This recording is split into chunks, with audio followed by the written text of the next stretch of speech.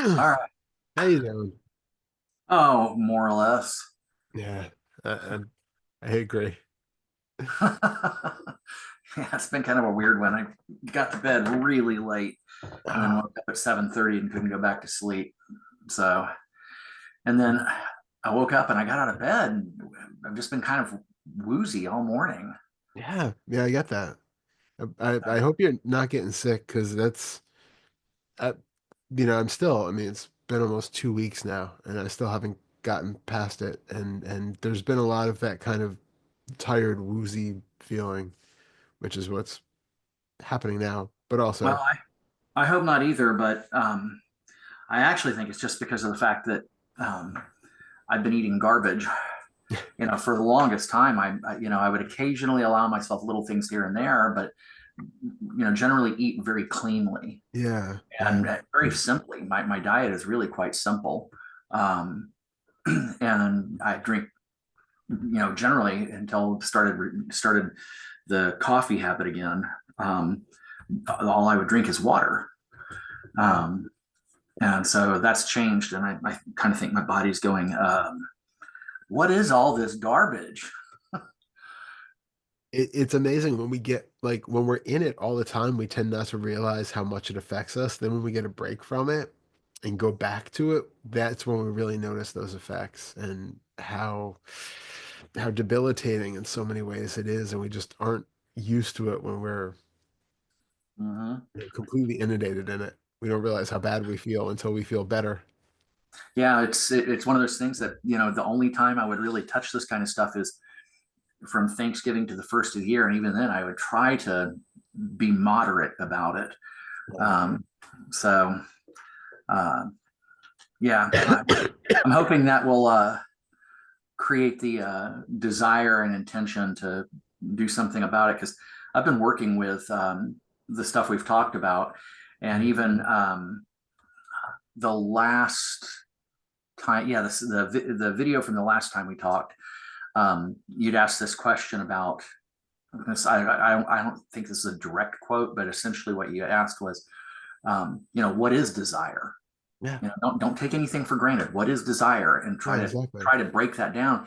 And you had said in essence that if you can get really clear um, in the inquiry, that there's not any uh, again, and not a quote, but you said something to the effect of there's not any um, effort to not do these things. There's not any fight with trying to not do something or to do something. And I'm not getting it because there's still the urge, and that of course leads to the arm wrestling. But I've Yeah. I've been wondering about that a lot. I've been asking that question. What is desire? And when it pops up, some of the time I'll remember to look at it, and I'll look at it, and I can see that there's a thought. Yeah. There's I call it Vedana. We could call it mental feeling. And then there's usually some sort of something in the body, like a contraction or some kind of tightness or some kind of feeling of that general type in the body. And I'll see those things, but there's still the fight. There's still the doing battle over trying not to engage in bad habits. Okay, And but that's so you're so on the right track there. But be more specific about that fight. What is making so you have mental images in the mind or some sort of image that is referencing the thing that you think you want. or You really have more mental feeling. okay, and can you break that down like what you mean by mental feeling? Um, it's hard to do. I'll try. Yeah. And that's why I call it Vedana, which may be kind of a cop out because it's kind of a canned concept at this point. Yeah. But there's this, um, what I can only describe as a pleasant feeling or a desirous feeling. And it's not a body thing, it's in the head. There's kind of this mental feeling of That would be good. I suspect, and of course, everybody's experience is different, so I can't tell you what you're experiencing, obviously. Okay. But my inclination is to dig deeper on that mental Vaden idea. That Okay. if there's something that seems like okay, in my experience, there really isn't anything that is available to be experienced outside of the five senses. So Hmm.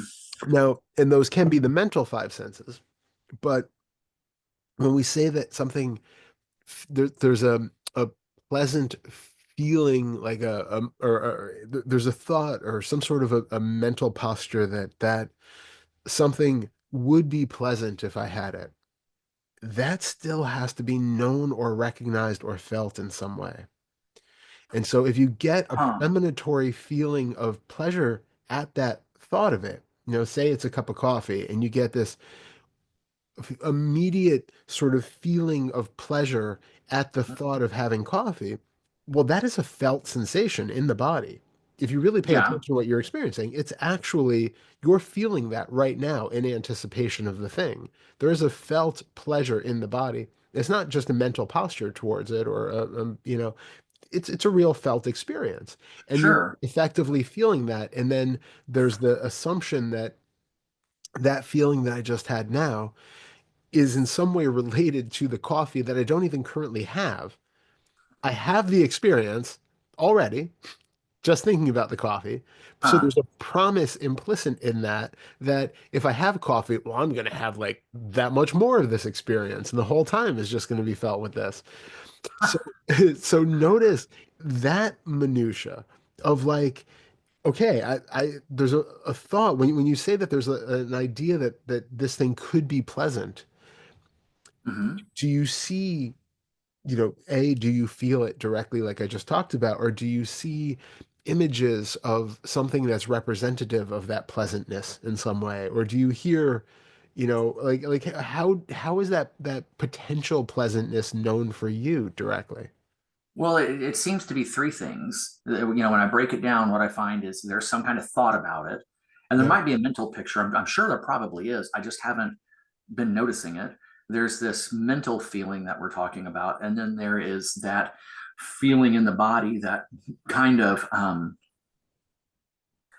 I don't want to say contraction because it's not always a contraction. In fact, I Yeah. don't know if it ever is in these kinds of situations. Maybe, but what I've been noticing is kind of this dense feeling in the body in this general region. The face through the upper torso, and maybe it's a contraction. I really don't know how to describe it. Yeah. I mean, It's I okay. know what it is. I when it Yep. when it shows up, I can see it as it were. Yeah. Uh, but describing it precisely is kind of tricky.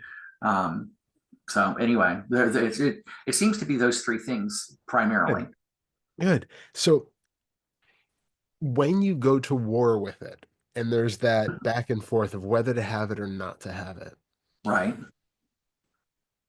which which of those things are comprising the army which is fighting to have it?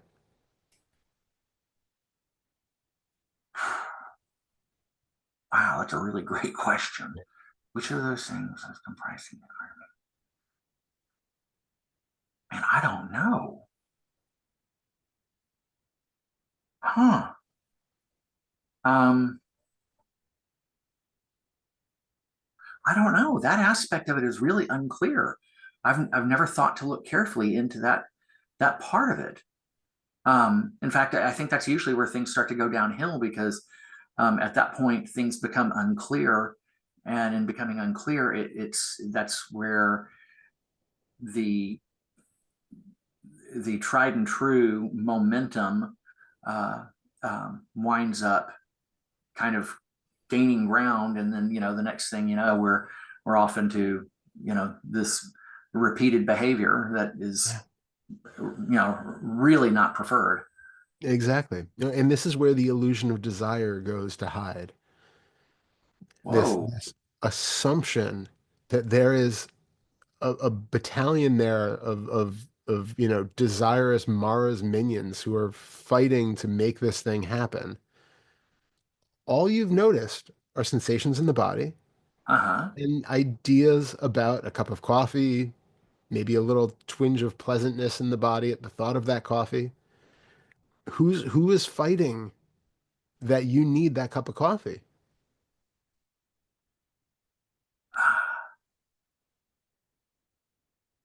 I won't swear to this, Yeah, but reflecting back on it, it seems like it's the fight is nothing more than a feeling in the body and a thought and kind of this feedback loop. yeah.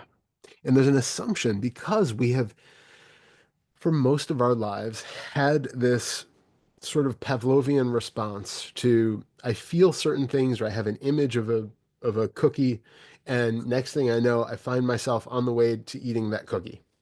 Right. That has been the idea. I get an idea of something in the mind. I maybe even taste it in the mouth. I feel a certain sensation in the body. That is just taken to mean, okay, that's desire, that's craving. That means I need it, not even that I want it. For so many of us, it becomes, well, yeah, but I know I want to quit smoking, but I had this feeling in the body that says, I need that cigarette, and so I have the cigarette. Or, I want to quit watching, or I want to, quit being addicted to my phone. But every time it lights up, there's somebody there, I get this feeling in my body, so I have to respond to that and pick up the phone and read the message. It's just an assumption. It's a conditioned response that if I feel this, I think I need to do that thing. Okay, let me see if I'm understanding you Yeah. correctly. So you're saying that that feeling in the body that is the source of this impulse Hmm. is nothing more than a feeling in the body, and then the move to act, whether that's picking up the phone, reaching for a cigarette, cup of coffee, whatever, Yep. is nothing more than a mistaken belief that shows up when this sensation appears in the body. Exactly. Okay, It's so then if that's the case, how do we undermine that so that we're not, at least as it's perceived? I'm yeah. saying as people Yep. perceive it when they're actually dealing with this stuff, Yep. how do we get out of that being kind of a prisoner of that conditioned response? Yeah. For the first thing is taking a moment to not give into it and to actually just observe, as I've been suggesting to you, what is Mhm. really there. Because so much of it is just seeing that what I have taken to be desire all along is not desire. It is a quick sensation in the body. There's a quick thought in the mind. There is a quick flavor in the mouth. There's a some other quick sensation in the body, and that's the extent of it. That is literally where it stops. It doesn't need to go forth with any sort of externalized behavior beyond that. So Huh. if you pause, you can see for yourself that this having an image of a cookie in the mind, having a flavor of a chocolate chip cookie in the mouth, having a feeling of when you have that idea of a cookie does not in any way mean that you actually have to stand up and get that cookie. And Right. having that moment to see for yourself that, oh, wait a minute. First of all, I'm, being very clear on what we're feeling right now. It undermines that idea of need or desire or craving because we can see right here that it's not actually making us do anything. The fact that it exists does not, it's not a fait accompli that I'm going to get up and get the cookie. It might be if I was just completely on, autopilot, not really Right. being aware, and that's just become the habit. But if we have that mindfulness to be able to sit and just be with those sensations and see the images not as me and this being like a sign that, oh, I'm getting the image in my mind of a cookie because I really want that cookie or I really need that cookie. No, this is a random thing that's popping up. Oftentimes it's a random thing that's popping up because, as we've talked about in the past, maybe there's something else that I'm really not comfortable with in my situation right now. Maybe I'm upset about something else. Maybe I'm, mm. feeling a little bit lonely, or I'm bored, or whatever else. And then the mind goes, "Ooh, chocolate chip cookies have helped in the past. I think you might want to eat a whole package of those." And then so then all of the other resultant sensations come with that, and then next thing you know, we're on our way to the pantry to get our bag of cookies. Um, this is where when we pause and you're just like, hold on a second. Okay, so I'm feeling the sensation that is that either contraction or that like magnetic pull or that feeling to like do something. Even that does not mean we have to do something. It is just a feeling in the body that doesn't actually connect to something out in the world outside of us. It doesn't physically make us do something. We can sit with that tension of like, oh, whatever that is, and it doesn't make the thing happen. We can Mhm. sit with the image in the mind and just see that it's a picture of a cookie. Okay? It could be a picture of an elephant. It doesn't mean that we have to go eat an elephant. We have we have the taste in the mouth of a cookie, and I've talked about this at length in other places too, that if we can only crave something which we have had in the past, right? We can't Makes crave sense. something that we've never experienced. So Right. all you're doing now is you're having a memory of the experience of tasting a cookie. Mm. And in that refabrication of that memory, you are tasting a cookie right now. So do you actually need to eat an external cookie and put it in your mouth? Because you can remember what that chocolate chip cookie tastes like right now. And you can have at Huh. least some passable ghostly experience of the eating of the cookie, right? It's there. And what we get from it is all sensation in the body, which is also right here available in this moment. So, on one level, we can see that we don't actually even need the thing that we think we're craving because we have it available in us at any time anyway, but that's sort of a secondary thing. Okay. The first part of this is just recognizing that what we're experiencing does not in any way have that need to fulfill an objective inherently instilled in it. It does not have just because we have the idea of something, it does not mean that we have to do something about that. It's not a it's not a call to action. It is just a suggestion that the mind has put up. Hmm. And there is an assumption that because we're feeling something in the body, we have to do this thing, which in the past I have learned to do. That in the past, every time I feel this and I get this idea in the mind, I go and I get a cookie. And if that cookie tastes good, well, then I think I need another cookie. And then I need another cookie after that. And all we're doing is recognizing that this is just a memory.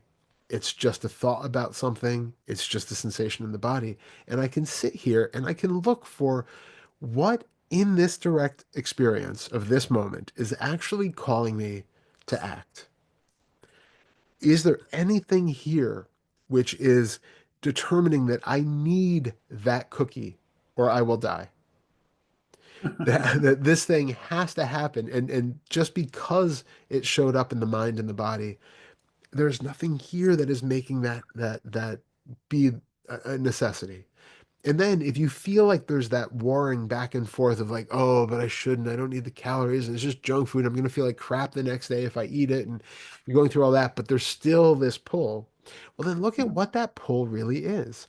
Are they verbal thoughts that are saying, yo, but you know what, you've had a rough day and you really deserve to treat yourself, and you know, you really you don't do it that often. It's okay. Are they justification thoughts? Are they more images making that cookie even more tantalizing than it was before? Is it something to amp that up? Is it more sensation in the body that feels like it's more pull? And what you might find at this point, because this can tie back into more second fettery issues, is if you get that feeling of like a a a, a child who is being deprived, do you if you get that feeling of like, but I want it, and it's like that no, and it's like that little internal tantrum that's like, I want this thing and you're not letting me have it. And there's like this internal tension, then feel that. Because that doesn't, it's not about the cookie or the coffee or the beer or anything else. That's Hmm. about something much deeper. And that's an insight that there is just this unmet internal feeling of need for something, which is not cookies or beer or cigarettes or anything else. And that is what's really pulling you for that other thing. And then you can go back to the second fetter stuff to work with that. But just being aware of what it really seems like that is making you go and get that thing. It's never the thing itself, and it's not even what we take to be desire or all of these different aspects that we're talking about. Hmm. Is that kind of clearish? Yeah, yeah. And I can't remember what they are right now off the top of my head, but it raised other questions. Um, Quickly blowing my nose too. yeah, God, that could be on a sound effects record, which I'm dating myself on that. A certain Been number of busy. people, a certain percentage of people go, "What's a sound effects record?" Uh-huh. What's a record? Exactly. That was really more about the Yeah. record than the first Yeah. one. But even the sound effects record, I mean, I think they had stopped making those by sometime in the 70s. I think so. Yeah. Yeah. But so let me see if I can get a fix on. Um, I don't notice any of this inner tantrum thing, but and this could just be a belief. This just could be. I don't know. I had never considered that before, but uh, over a period of years, I've noticed this tendency to um, engage in the behavior of doing things to change how I feel. Mhm. And even when, as far as I can tell, there's no real reason to do so because there's nothing wrong. I mean, case in point is under under ordinary circumstances since 2019, and I say since 2019 because that was when I took the finder's course the first time, and that created a kind of a shift in terms of uh, sort of a general okayness that I hadn't had before. Um, so there's a generally there is this kind of background okayness, and so there's no great reason to be trying to change how I feel, but nonetheless, in spite of that, there's something that moves towards trying to change the state of feeling in the body and in the mind, Yeah. which doesn't make any sense. So trying to formulate the question that I had and I lost. Um,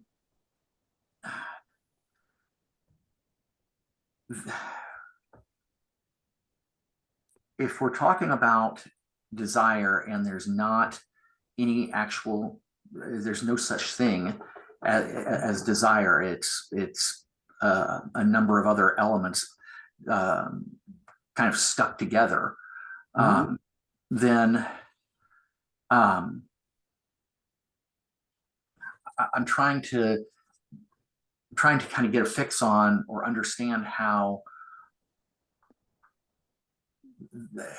this strong tendency to change the state of internal feeling Mhm. um, exists, even though it seems like, as a general rule, things things are okay. Um, it, it I must be overlooking something because that doesn't make a whole lot of sense to me. Yeah. I mean, on one hand, it can be habitual because even though I know you've maybe gone to relatively stronger extremes than some people of changing that, with the history of, substance abuse and things like that in Right. the past, right? Mm-hmm. The fact is, we still everybody has a habit of doing something to try to change the way we feel all the time.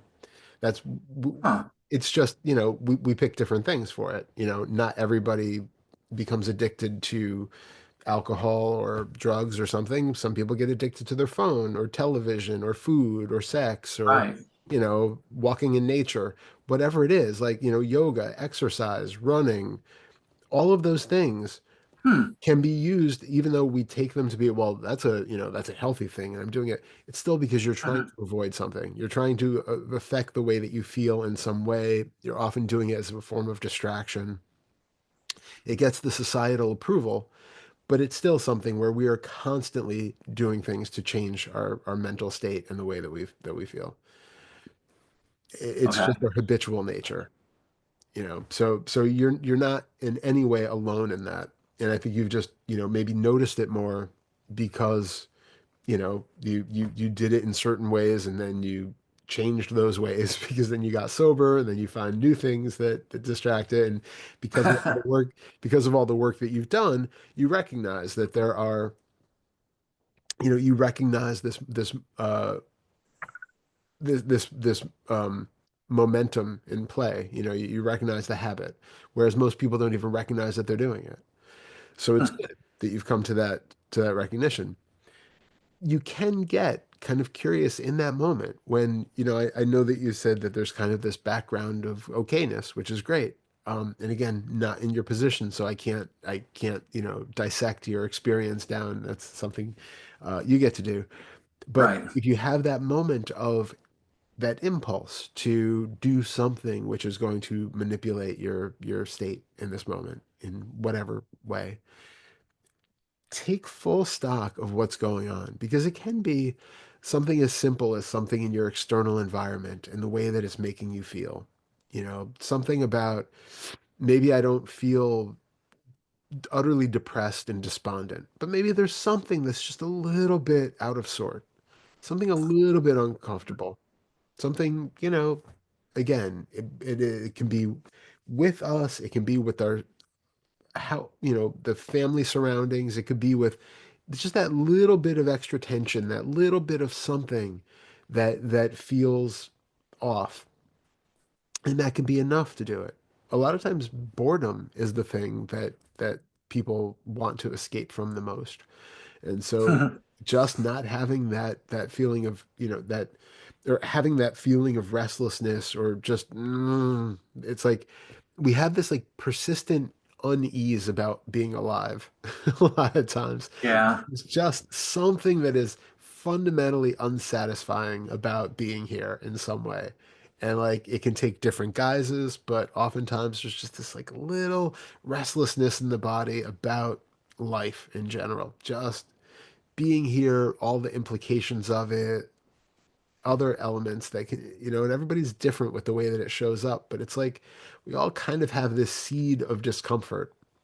And it's that is often at the root of it, even if it's not something massive. It's like this little kernel of just, mm, no, no, this could be better in some way. And then we're doing all these little things. And whether it's even just, meditation and inquiry, all of those things are also ways of distracting ourselves to try to make ourselves feel better and to change our state. Again, it gets the stamp of approval by this community, but it still can come from that same standpoint. Hmm. Well, as a result of the things you've just said, it occurs to me that there's kind of this weird mix, and I think that makes it hard to see clearly what's going on. Because on one hand, like when you said something about boredom, um, I I can't remember the last time I was bored. I truly can't. Yeah. It just doesn't seem to happen anymore. I mean, I can sit for for long periods, and it's not an issue. Having Yeah. said that, there are things that I think maybe at work that have been around for so long that I'm not noticing them. Like we've talked in the last 6 weeks or so about this sense of the world being threatening. Yeah. And that has been going on for so long that it's like an old pair of jeans. I Yeah. mean, it's so familiar, so well worn, and dare I say, comfortable, Yeah. or at least familiar, that I don't notice it. I think it's all but invisible. Um, there are a couple of things in the family situation that are that can create a certain degree of unrest, and I truly I just see those as something that, by whatever means, there just needs to be an acceptance of this stuff because there's not any real problem there. Yeah. But that can still create some sense of disturbance. But then the other thing is, and I think this is sort of um, part of the world being a threat perception, is it kind of hit me the other day. I mean, it's been in the last week that there is this.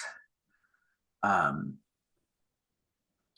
I don't know if I'd quite call it fear. I'm not sure how I'd describe the feeling, but there's definitely this um, sort of startle response when I consider how, just by the nature of the way that everything is put together, just the experience of the world we live in. Um, and this isn't just for our times, this is for all time. This is just the way things, the way this reality is constructed, is that everything is so damn tenuous. I mean, Yeah. all it takes is one little thing and everything can fall apart. Yeah. I mean, all of life is balancing on the edge of a knife, Yeah. and that hit me recently. And there was a startle response. And then over the last week or so, it keeps coming back, this recognition of, damn, I mean, everything is always on the edge of falling apart. Yeah. You know, somehow, some way, some piece is going to have to be made with that. Absolutely. Yeah, because we can see around us that nature is a very finely tuned, machine, and that if one little aspect of that is taken away or is altered, everything changes. The temperature has to be a certain thing, the microbial balance has to be a certain way, the pH balance has to be a certain way, the interplay of all everything has to be a certain way. It's true. There is an interdependence of everything where when one of those factors changes, everything else can, change with it. I think because nothing is happening in isolation, everything is dependent upon everything else. And Right. so we feel it when you have a change in government or, instability in one part of the world. There are ripples that happen across borders. We are not even isolated countries. The whole world is Right. connected in one big unit. Mm-hmm. So of course, we feel that collective change happen everywhere. And we see how, a tariff here ends up having all sorts of knock-on effects to millions of people all over the world in different ways that we can't anticipate. And that's just one tiny little thing. And then seeing that in, with everything. We do have to find that peace in that A, it can come from the fact that we realize that we are not independent. We are not just this little self who is at the mercy of the whole. We are the whole. We really are experiencing it because we are connected with everything. Wow, you're right. It's not that some idiot in power makes a decision and then that trickles down to us being, having the boot heel crushing us. It's because we are part of this whole collective, which has changed in some way. The entire the entire ecosystem, the entire world has shifted in a way, and we feel it because we are part of it. So in one way, we can have a sort of resilience based off of the fact that we are not a unique little individual element in some greater unfeeling cosmic design. We are, we are the whole. There's also a piece that comes with that recognition of just not knowing how anything is going to connect or what the outcomes of any situation are going to be, whether they're positive or negative, or like we've talked about, at what time scale that's even a relevant thing to say. What might seem negative for the next year might actually be deeply positive in some way in 10 years or 20 years or 100 years. Right. And it depends on who we're saying is positive too. It might be deeply negative for humanity, but it might be incredibly beneficial for the thriving of the natural world that's not humanity. We without people, the nature and all of the other animals will flourish in ways that we could not imagine. So maybe, it's dire for us, but it's wonderful for the existence of the planet and all the other species. So it's like, where do we define our locus of concern? When we're discerning whether something is good or bad. Is it just me, or is it the whole community? Is it the whole country? Is it the whole world? Is it just the people? Is it just, where do we define our boundary of concern? And that is what determines whether something is a positive or a neutral or a negative event. Well, everything you just said, uh, points to the fact that you can't really call any one thing positive, negative, or neutral. Exactly. I mean, it's all of those and none of those. Exactly. I had to laugh though as you were saying, saying what you were saying, because it reminded me of one of George Carlin's later routines after he'd started to become more topical and pointed. I guess this was somewhere in the 90s, and he's talking about the environment and saving the planet and the Yeah. arrogance that is behind that idea that we could save the planet. And he's Yeah. like, hey, for all we know, the Earth needs plastic. Yeah. That's hilarious. That's great. Yep. It made us just so it could get plastic. Yep. That's brilliant. That's really, really funny. But yeah, it's that kind of thing where we are so short-sighted, and we can always see where our when we are concerned about something, it really is so indicative of where our mind is as to where we draw that boundary of our concern, and the relative scale of, I'm really worried about people of blah blah blah, and then we have drawn that barrier, outside of myself, outside of the family, out to this realm of people. But now that's the threshold of my concern. Now I've defined where it is. It sounds really nice. It sounds like I have evolved. I'm past just being concerned about this little actor, and now it's about all of these other people. But maybe you're not concerned about all the things that are just outside that barrier that you haven't taken into consideration. That there's actually even more. Hmm. Um, I forget. It's been so long since I was reading Ken Wilber, but I talked a lot about like our development of concern, or of like moral development as you go, as you get older. Is it's supposed to be that you are concerned first about yourself, and then your family, and then your friends, and then your community, and then your country, and then all people, and then all people and all animals, and then the environment. And so the idea is, as you get more and more older and wiser and emotionally mature, and have that kind of open, expansive sort of view of concern, that it starts to encompass everything.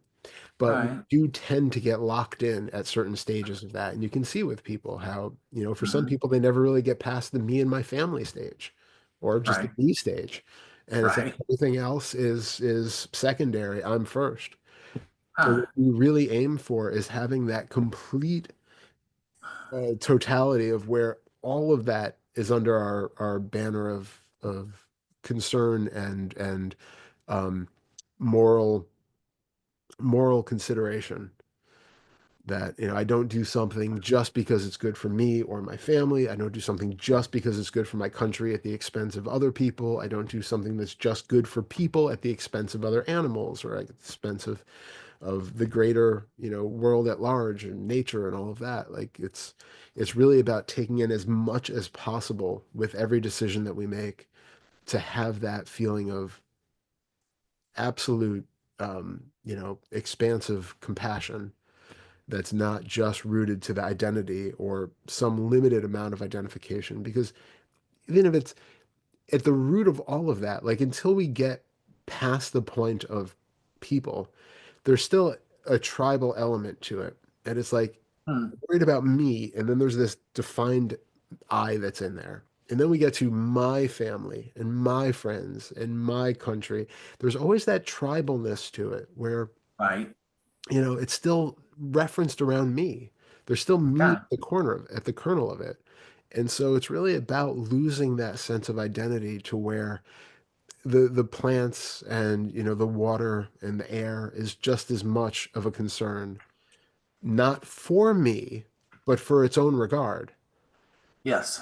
And that for that to happen, you have to have lost that kernel of absolute, paralyzed concern that's at the center of everything. And it starts to have sort of a floating center, where it doesn't have that binding that it once did to this being the center of the universe. Getting over the me-ness. Yeah, exactly. So that's ultimately, I think, where we're trying to work towards, or maybe even saying that that's kind of the natural evolution of it. It's not really that we're even working towards it, but that hopefully if we are seeing things around us from that perspective without that identity, it just becomes like a natural unfolding where we become more and more compassionate and concerned about things beyond the scope of our little bubble. Hmm. Yeah. I mean, it makes perfect sense to me. Um, All of which I feel like we really got sidetracked from. I wanted to just go back to with the when you're having that distraction, which is somehow how we got off on this well, complete. that's where I was just about to say something along the same lines. Is that, you know, so how do we untangle or dismantle this whole business of some mind battling conditioned behavior? Yeah. And this is where we are just coming back to effectively, I'll say this maybe two different ways. What it feels like we're doing is using that mind to recondition the behavior. We are if there's a Hmm. moment of feeling like we have intention, agency and can intentionally do something, then we are taking the moment to behave mindfully and to act as though, okay, instead of just going for the cookie, I can sit, I can feel the sensations, I can see what's happening here, and I can look in this moment for the need to do that thing. I can try to see what I'm even distracting myself from. What is this feeling? Oh, okay, there's this ever present feeling of unsafety that's here. Okay, can you just be with that unsafety?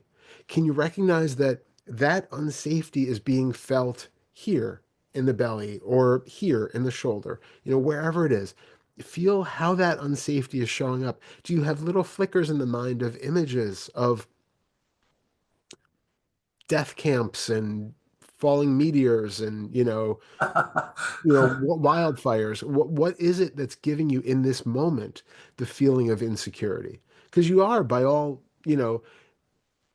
indications around you right now, perfectly safe in a house where Yeah. you have to use the imagination to say, oh yes, but the foundation might be crumbling, but there might be a fire starting in the wiring right now that I'm not aware of, or that a nuclear Hmm. missile might have been launched and I just haven't gotten the notification for it yet.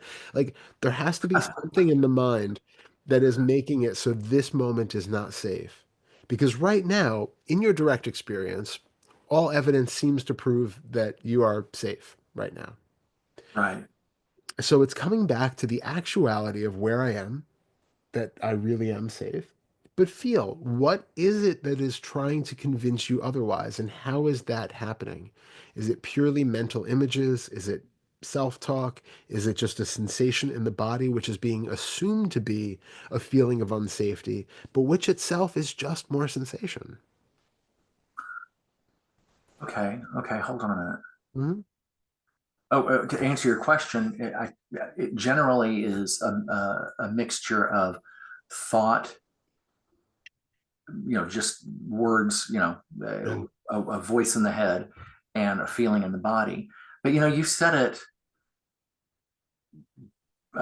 if you've said it once, you've said it a couple of hundred times in the last 12 months or so, that it's just a sensation in the body. Yeah. So all of a sudden it kind of hit me that, in this case, we're talking about feeling at risk, feeling unsafe, feeling that there's some sort of generalized, non-specific threat looming.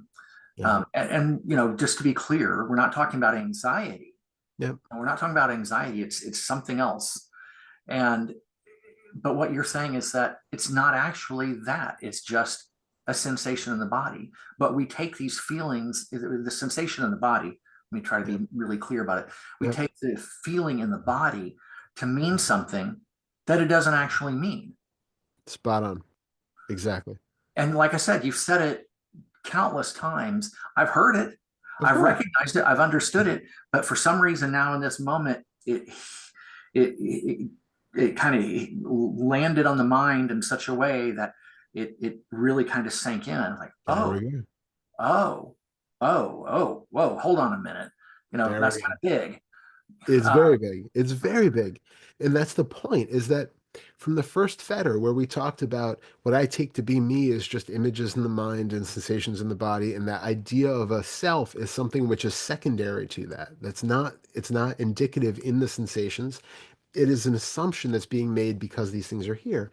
It's that exact same thing that we do with every concept about desire or unworthiness or worthiness or love or um, uh, craving or uh, spatial distance and the big eye and all of that stuff.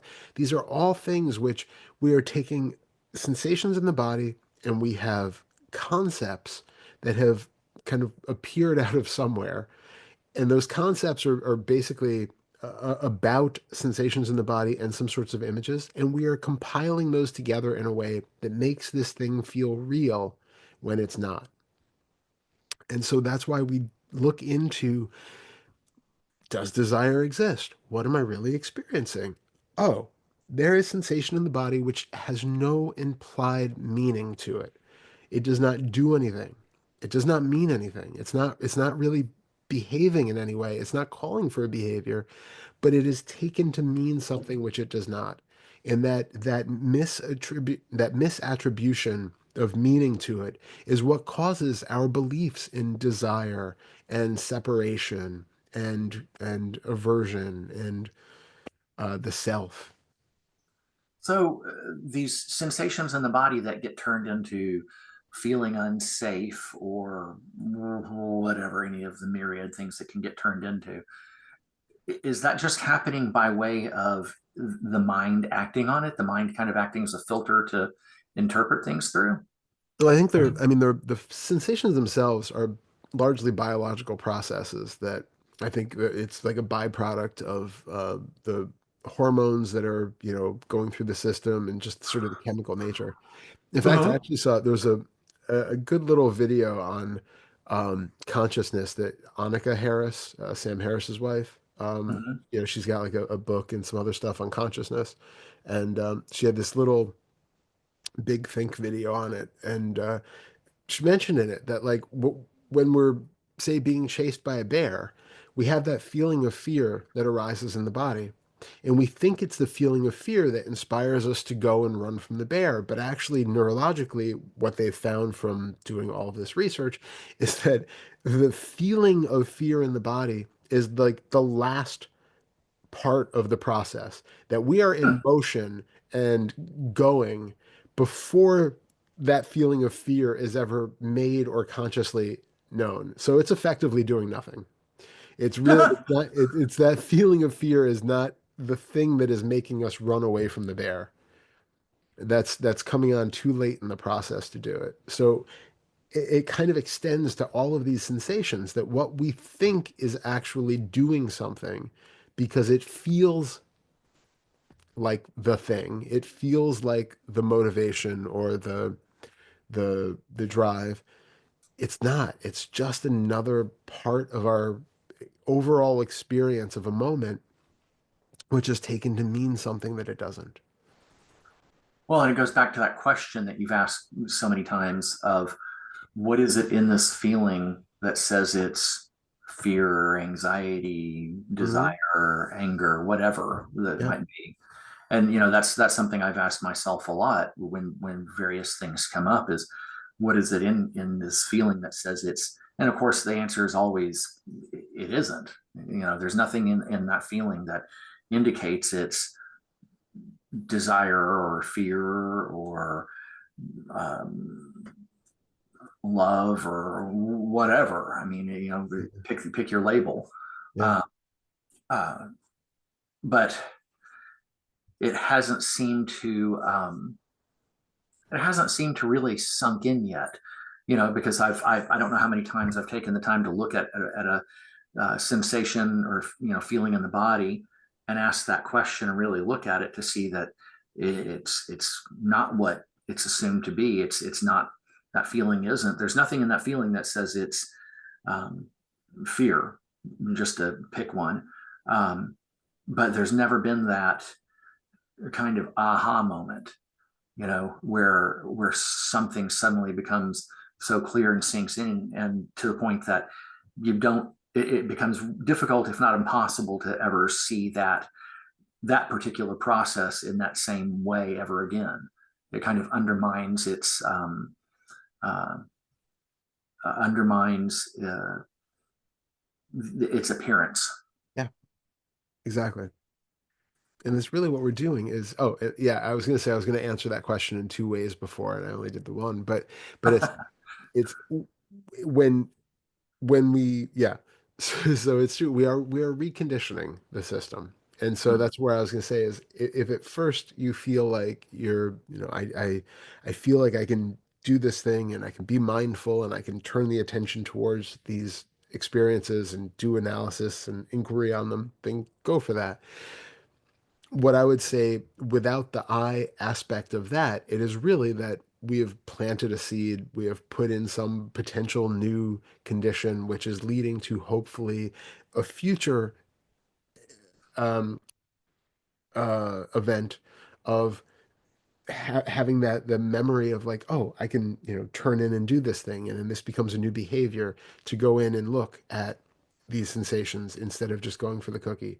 And then the more we do these things, the more we are building these new habits and we're reconditioning the behavior so that instead of just, you know, having the urge and the thought and then going to get the thing, now our behavior is, well, let's just stop and look at what's here. And like you've said, once that breaks apart, just like the sense of self, once you have seen clearly that what we took to be the self was not a real thing, it was not an entity, it was just an assumption based on a variety of different changing parts, then we can see, oh, there are just those parts again. There's nothing there.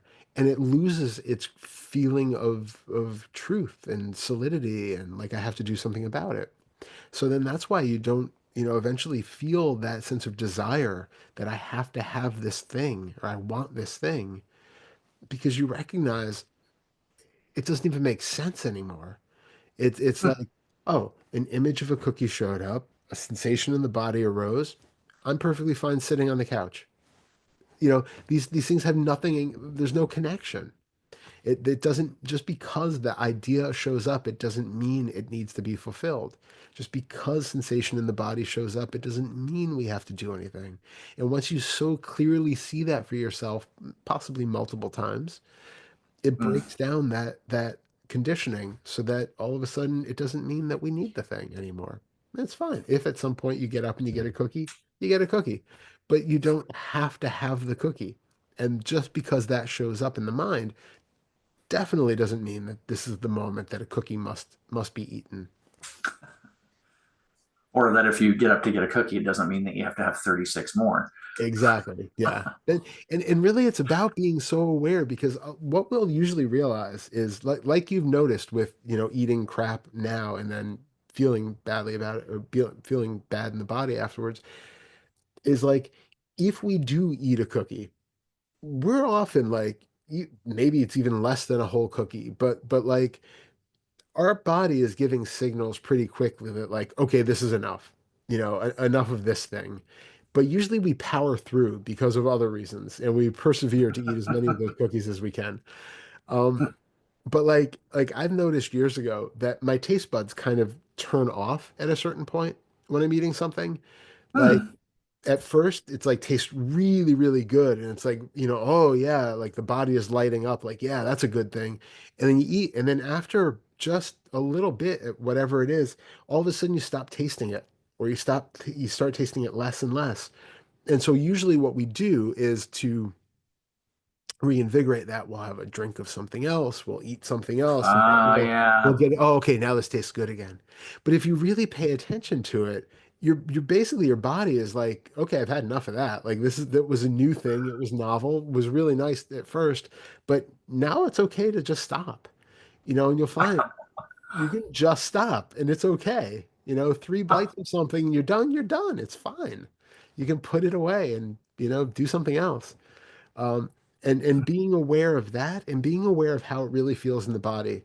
Like, do I really feel satisfied? Is there really a fullness? Am I really hungry? Is there still like this pull that the body really needs nutrients that it hasn't achieved yet?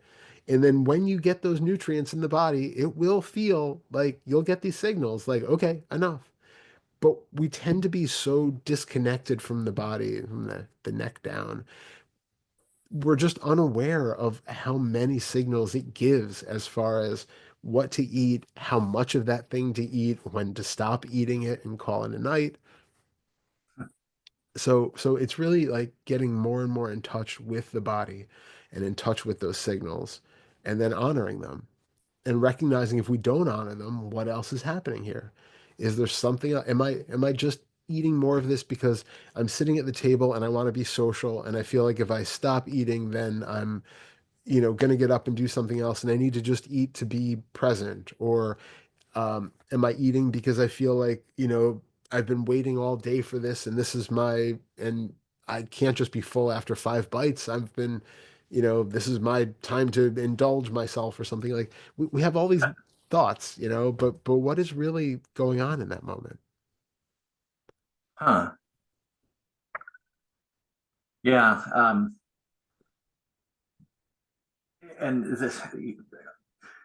this relates to what you said before about not taking anything for granted, because my experience is usually that um, consuming something that we would label pleasant, it tends to be driven by this sense of something kind of lighting up in this general region. You Yeah. know, Yeah. that pleasant, that sense of, you know, pleasant, unpleasant, or neutral. Well, it's pleasant, and every time uh, you know get a taste of whatever that is, that thing lights up. And so um, those signals that you talk about can show up, but can get completely washed away in that thing here that lights up and goes, yeah. Yeah. you know? And Yeah. that's a hard one to that's a hard one to get out from under. And I've wondered about this because I've had experiences in the last couple of weeks where I am having that cup of coffee or whatever, and or I'm going to. I haven't gotten it yet, but I'm thinking about it. And then I'll stop and I'll look, what's going on, what's actually happening here, and I'll begin to break it down. And then for a minute, it's okay. For a minute, that urge towards whatever that thing is disappears. But Mm. then a thought will happen, and it's not even really fully formed in words. It's just kind of a sense of an idea that could be rendered in language, but Yep. it doesn't quite get there. That, or maybe sometimes it does actually. I guess I really need to be paying closer attention. But at any rate, what happens is a new thought will appear of, well, go ahead, or why not, or just get, and and then that earlier moment of breaking things down and seeing what's really there and not feeling the need to move towards getting that thing is erased. It's a lot, it's washed away. And the next thing you know, we're getting that thing again. It's like, well, how in the hell does this keep happening? Well, okay. When you hear that voice or that sort of push to like, yeah, what the hell, let's go get it anyway. Mhm. Again, is that voice actually doing anything? Is that really the reason why you're going to get it?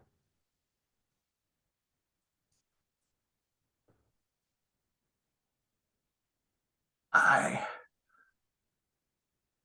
I think this is probably equally untrue because no, it's not really because of the voice. What happens is the voice, the body responds to it, and there's this sensation in the body of, it's that thing that we've referred to now a few times, the whole Donnie Darko thing. Yeah, yeah, yeah. You know, the mental activity happens, and then there's this thing in the body, and it's, heading towards wherever, Uh-huh. heading towards that sandwich or a donut or whatever in the hell it is. Yeah. um, so that seems, that's the big word, seems. You can put that in quotes if you want to. That seems to be what's driving that. Yeah. Yeah. So recognizing, first of all, if that voice is coming in before that decision has been made or afterwards. Oh, okay. So does it feel like that is the final acceptance? That it's sort of a verbalization of, okay, I'm going to do this thing anyway. Now I've kind of gotten both sides on both sides of the army have both armies have come to an agreement like, okay, let's just go get the sandwich. Um, that it's there's still before that Donnie Darko feeling of that pull towards the thing. Mhm. It still does not have any actual um there's no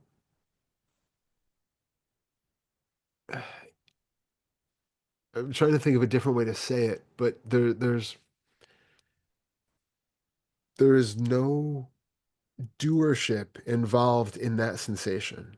As much as it feels Mhm. like there is a pull to get a sandwich, it is still just that movement in the body that we can feel and really feel that it's not pulling you anywhere, that it's not actually doing anything. The feeling of it being that pull is the assumption. Hmm. So when we have that I'm trying to like feel into the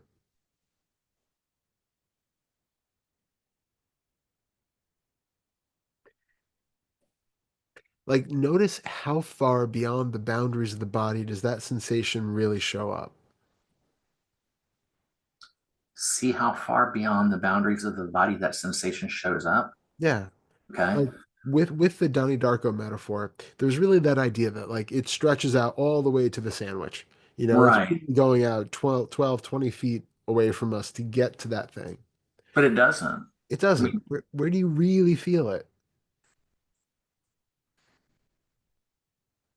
it always seems to be this general vicinity here, from about the navel up to here. Yeah. So you feel this movement of energy, this perhaps tightening of certain muscles, feeling of some sort of,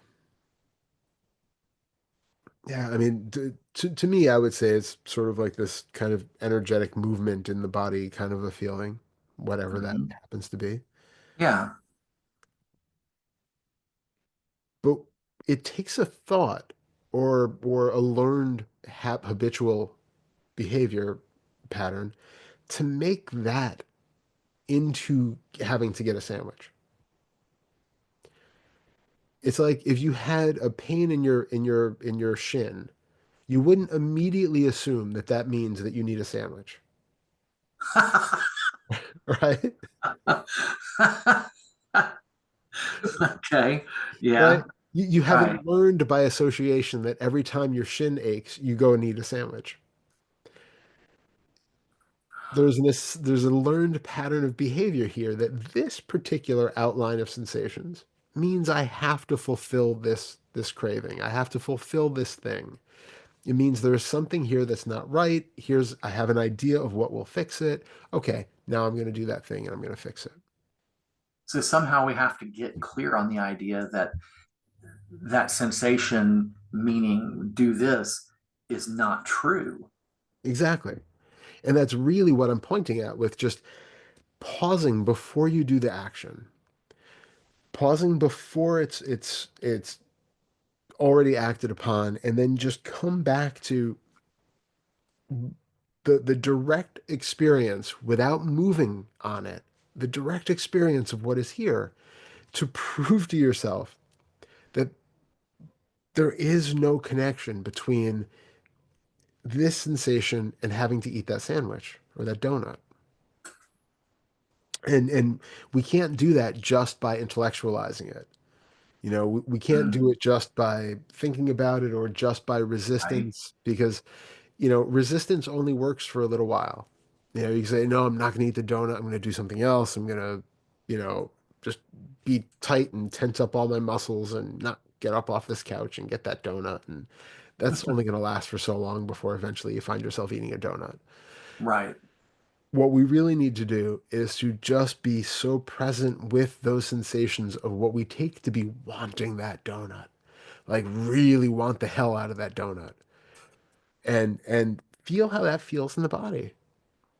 And then when you are like at your peak of wanting that donut, take in all of what you're experiencing that seems like wanting a donut and see if there's anything in that that has anything to do with actually having to have a donut. Hmm. Okay. Is eating the donut actually going to make these sensations change in some way? Oh, well, see, that's the interesting point, is because that's the illusion. Yeah. Because it does create, and I'm picking my words really carefully here, Yeah, not for yeah. you, not for you, because I know you're going to understand what No. I'm saying, but for Yeah. anyone listening, Yeah. it creates that appearance. Yeah, completely. It's a really good distraction, which is why we do everything again, because, I could really, really, really crave a donut, and then I go and I eat an apple instead.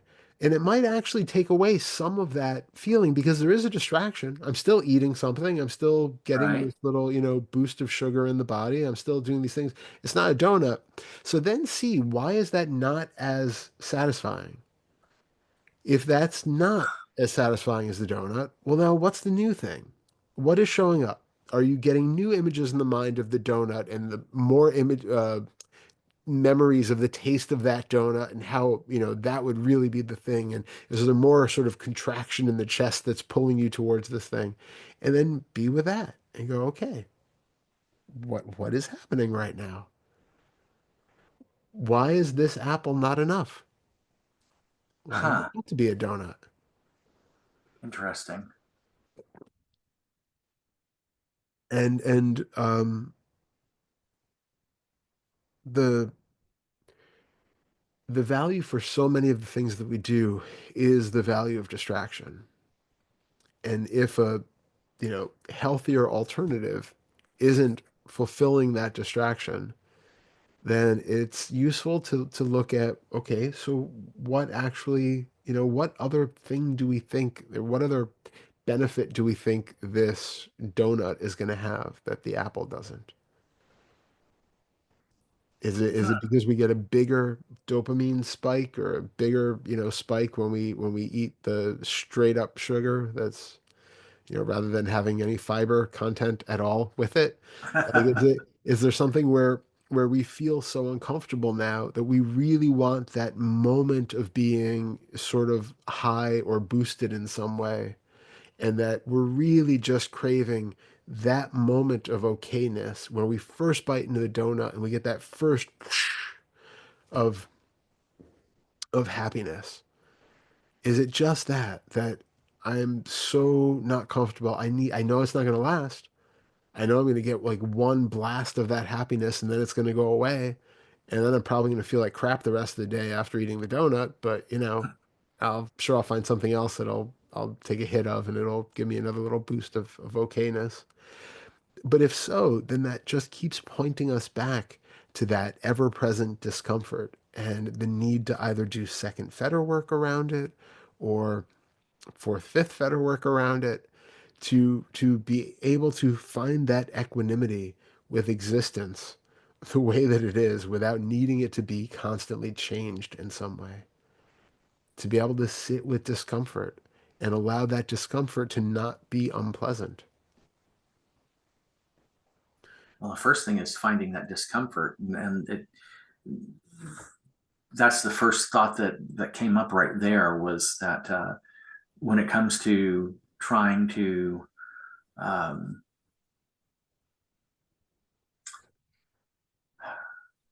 take all of this apart and really get in and see what's at work, what's actually happening, that lost my train of thought. Um, Finding, in doing so, being able to get to the underlying discomfort and find out what that is. Because that, so as of yet, that hasn't happened. I mean, I know there are certain things present, there are certain things that this system carries with it that have been conditioned into it over the years, but it hasn't been seen in that way in this context yet, where, oh, okay, well, there's the urge towards something. Well, what's driving that? Well, let's stop and take a look and try to find it. And oh, okay, so there really is this that's in the background that hadn't been noticed before. So, I think it's also helpful the more we have access to what's happening in the body, because we do tend to expect that a lot of this is mental, and there certainly can be a lot of mental stuff. oh, But tuning into the physicality and not even necessarily the sort of emotional physicality, but the just what is really happening in the body right now. wow, okay. If you stop for a second right now and just tune in, like feel into the gut, feel into the chest, do a quick overall scan of the body and see if there are tensions, contractions, feelings of like abrasion or, you know, burning, anything that feels at first blush uncomfortable or in some way dissatisfied.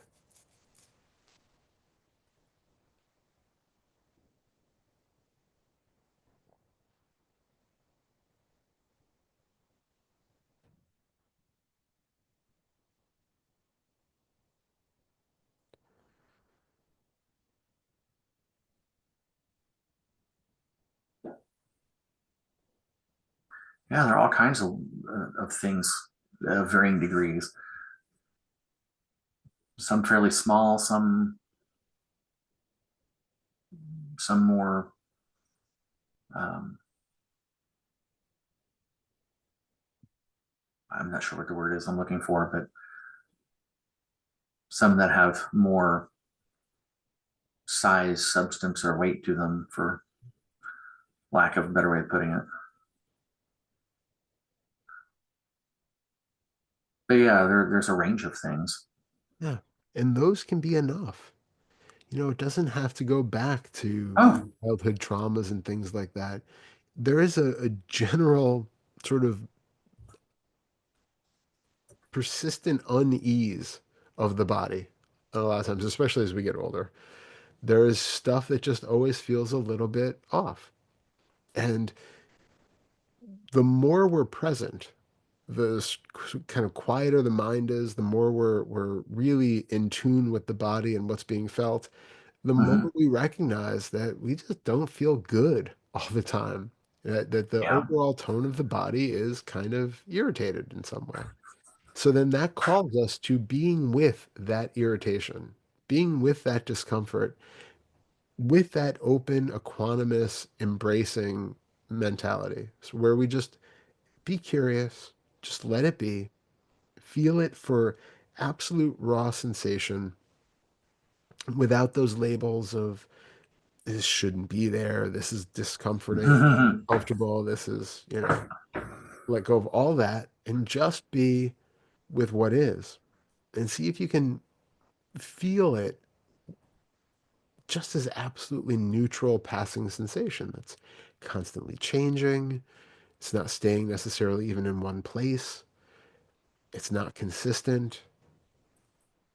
It's tight. It's got temperature, then it doesn't. It's loose. Then it moves around a little bit. And if you visualize it, it sort of changes color and texture and size. It can appear in different places. So we want to have that openness to those experiences as well. And then recognize that it's no different from the sensations that are showing up that we take to be desire or craving or the me. Not any different. It's not any different in the realization, in the reality of it. Those sensations that we take to be craving or aversion have no more substance or meaning than do these randomly occurring sensations that you can just sit with and Huh. just dissolve. It is literally just body sensations. We're just contextualizing some of them in different ways. Well, I'm really glad that you mentioned this because I don't know if I ever would have come to this realization without someone pointing it out. There's this probably very typically Western tendency towards, in this context, what we would Yeah, call fetter two stuff. yeah, And sometimes it begins to almost feel like, always with the trauma, always with the what happened in childhood, and after a while you start to feel like freaking Woody Allen. yeah, completely. um, so it's good to know that, because I guess there was kind of this vague sense that there was something else, but I had no idea what it was. Yeah, I guess in a way you could say it's almost like almost as if the body kind of knew, but the mind was not let in on the secret. yeah, yeah, So you're pointing that out is really helpful because, and very timely, because in the last week I've had, for the most part, I feel pretty okay. yeah, I'm very lucky in that I'm 55, yeah, but I've got my health, yeah, and absolutely. I work out. I do weight Yeah, training and this kind of stuff, and I'm able to do that, and yeah, I can see what I am, where I'm fortunate because, Susanna, for instance, has had a lot of health issues and she's yeah, trying to regain her health. And, there are a lot of things that I just completely take for granted that are no big deal that absolutely. they're not easy for her at Yeah, all. So yeah, I see that, hey, you've got your health, you're in pretty good shape. But then in the last week or so, all these like just strictly physical things, like problems with my left hand, my right shoulder, and yeah, yesterday my back started acting up, and next thing you know, there are like five different things going on, and sometimes they're all popping up at more or less the same time. Other times it's like one will show up and then it'll clear off, and then the other one will show up. Like, well, we're always making sure that something is present. something. One goes away, Completely. something else comes along, take its place. We've got to have something. Absolutely. Life would be boring otherwise. So that's been the last week, and I guess it was yesterday or the day before. There was just sort of this sense of, damn, what next? Yeah. You Yeah. know, Never ask that because you will find out. you're right. Good point. But there have just been this small constellation of things showing up, and and the mind, as is really glad to start telling yourself stories. I was like, And I don't think they're necessarily true. I know some people say, "Well, that is true. This is how it is." Well, no, I don't. I don't agree. You know, I can say somebody can say, "Well, you're 55. This kind of stuff's going to start happening." Like, no, not necessarily. But You it's know, true, not necessarily. not necessarily. You know, and so I'm not gonna start creating that story, that narrative of, here's this guy of a particular age, and these are the things. Oh, Like, that's just a story, and yeah, you start telling yourself the story, and then in pretty short order, it becomes true, and then yeah, you're absolutely. saddled with it. Yep, Like, so the best thing to do is to not even go there to begin with. Just stay out of that narrative. completely.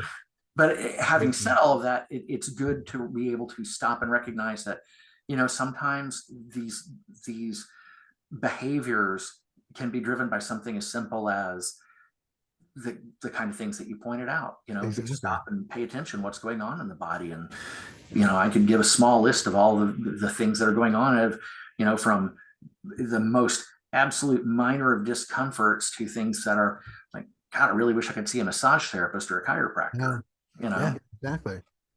And it's that ever present feeling of unease about the body that so many of us are only like vaguely aware of, if at all. And but it's enough to constantly leave us in that feeling of restlessness where there's Mhm. never be comfortable. There's always something wrong. I just need a distraction from whatever it is. I don't even know what I'm distracting myself from, but there's something. And like, and for some people, it's a distraction from their thoughts because, especially before they've done Fetter One stuff, it can be like, my thoughts are me and they are constantly there berating me or, on about stuff I don't want to be involved with. And they won't shut up. And it's like me versus them. And all of that stuff can be exhausting. And so a lot of times we use distractions for that, but it's really a combination of the body and the mind. And I mean, that's literally all we have. But Right. we're always kind of in some form of distraction versus against at least one part of it, until we start to recognize that none of it is problematic. It's okay to have thoughts. It's okay to just let the thoughts pass by, hear them, Right. see them. They don't do anything. They don't mean anything. They don't take up space. They don't have density. They don't have any reality beyond the conceptualizations that we make secondarily to them and then make a life based off of. But there's nothing inherently in them to cause problems. And when they come with sensations in the body, then we just turn to those sensations and we recognize that those sensations, just as we've talked about, have no more solidity or substance or permanence or inherent unchanging nature or inherent goodness or badness. Everything has a neutrality to it when we can just be completely present and equanimous with however things are showing up. Hmm. Wow, what an idea! That everything has a neutrality to it. Yeah. Wow. I don't think I've ever. I mean, maybe I've heard things that point to that idea, but to have it said in such a specific, explicit way, it really seems like the first time I've ever uh, been presented with that idea that everything has a neutrality to it. Because you wouldn't think that that's the case based on, all the ideas we have about things, all the conditioning, all of the beliefs. But that's it. Positive and negative have to have some sort of belief as a basis. Sure, that makes sense. There has to be an inherent belief that a certain feeling in the leg is either, it has to either be where I don't feel it at all, and then that's good. Maybe some like light, tingling, relaxation-y feelings. I'm going to call those pleasant. Anything that feels like dense, contracted, very loud kind of sensations, well, those are unpleasant. And I'm going to be against. But that's a learned assumption. That doesn't when we come to the reality of any given situation, we can be so present with it that it loses that polarity of positive or negative. And we can do the same thing with, all aspects of life. I was talking to somebody in a one-to-one recently, and I say it with a little bit of reluctance because we can use this to kind of negate even positive, enjoyable experiences in life, which we don't necessarily need to do. But when you're really, really present with an unpleasant situation, like something that you really dread doing or don't want to do, you can find the neutrality even under that. But when you are also present with very enjoyable situations, things that you're really excited about doing and really enjoy, if you come down to the raw experience of that with that same kind of open mindfulness, that also loses the valence of positivity. And so we can have that kind of flattened experience where we can experience both what we would take to be the positive or the negative, completely neutral. The problem is, we also don't want this to lead us to just this kind of flat, nihilistic life where we then start to build up other associations and assumptions that, well, now everything is meaningless because enjoyment also can't be enjoyed. And then what's the point? And we really don't want to go there. We want the middle way where we can recognize that enjoyment is still fine. Enjoying the donut every now and then isn't a bad thing in itself. Enjoying a sandwich or a cookie or whatever else, we don't want to vilify anything. Right. The craving, it's that feeling of like, I need that thing, that being at the whim of the mercy of the mind to say, okay, now's the time that you need a donut. And if you don't get that donut, there's going to be hell to pay. Or that I only want the donut because it's compensating for my inability to be with the way life is right now. Sometimes a donut is tasty, whatever, it like, yeah, probably body wise, it's not the healthiest thing we can be ingesting, and we can have Right. discussions about that on that level. But from our purpose, we don't want to be in a place where we are like drawing these hard lines where, apples always good, donuts always evil. And then making these value judgments off of something because it's always coming from that limited perspective of, well, a donut is bad for me and my body. There's no inherent badness or evilness in a donut, right? No. There's no No. inherent goodness or health benefit in an apple. If you were allergic to apples and you ate it and it killed you, that Right. it's not a healthy thing. So Right. there's a relativity behind everything. And it's the same as Sure. we talked about, where having to lose that sense of identity at the concern of, it's just me and my family and my tribe and all of that, to where you recognize that a donut is not inherently a bad thing. It in certain systems, it, may cause other knock-on effects that we may or may not want. But it's just being aware that like we take all of this under that consideration where all of it is pointing back to this one that needs to be investigated. Well, and just as an aside to all that, I'll say that I never thought of it as these things being inherently bad. Where the problem came in for me was it's the typical Darrell sort of behavior. You Yeah. jump in on something and then you start doing it repeatedly. And then the next thing you know, you've been doing it every day for 6 weeks. Yeah. And Yeah. you go, okay, well, that's going to start to have an effect. I got to go in for a checkup soon. I know I'm going to get the lecture about the cholesterol. Completely. Plus the fact that you sit down and tally up how much that comes to after every day for 6 weeks. And you go, wow, that really wasn't the best decision. That money could have gone somewhere else. Yeah. Yeah. Itself, it's a little bit, but added up over a period of weeks, it begins to become significant. Yeah. So Yeah. that's where the quote unquote bad comes in. Yeah. Um, So, well, if you notice after that, like first time that you've had it, and then when it becomes a habit where now every day you want it again, notice what the promise is on day two, right? So day one, it had a certain hallmark about, haven't had a donut in 6 months. Sounds really, really good. Gonna have a donut. You have a donut. What did it or did it not satisfy? And why is it that now the next day there's a promise that, yeah, okay, I'm gonna have another one of those today? Did it really perform a function for you the day before? And what was that function? And is there an idea that now there is the same need? that that is going to fulfill again today. And then tomorrow, is there still that same need that it's fulfilling? And then the next day, and then the next day? What is this thing that is that what service is that donut supposedly providing day after day after day?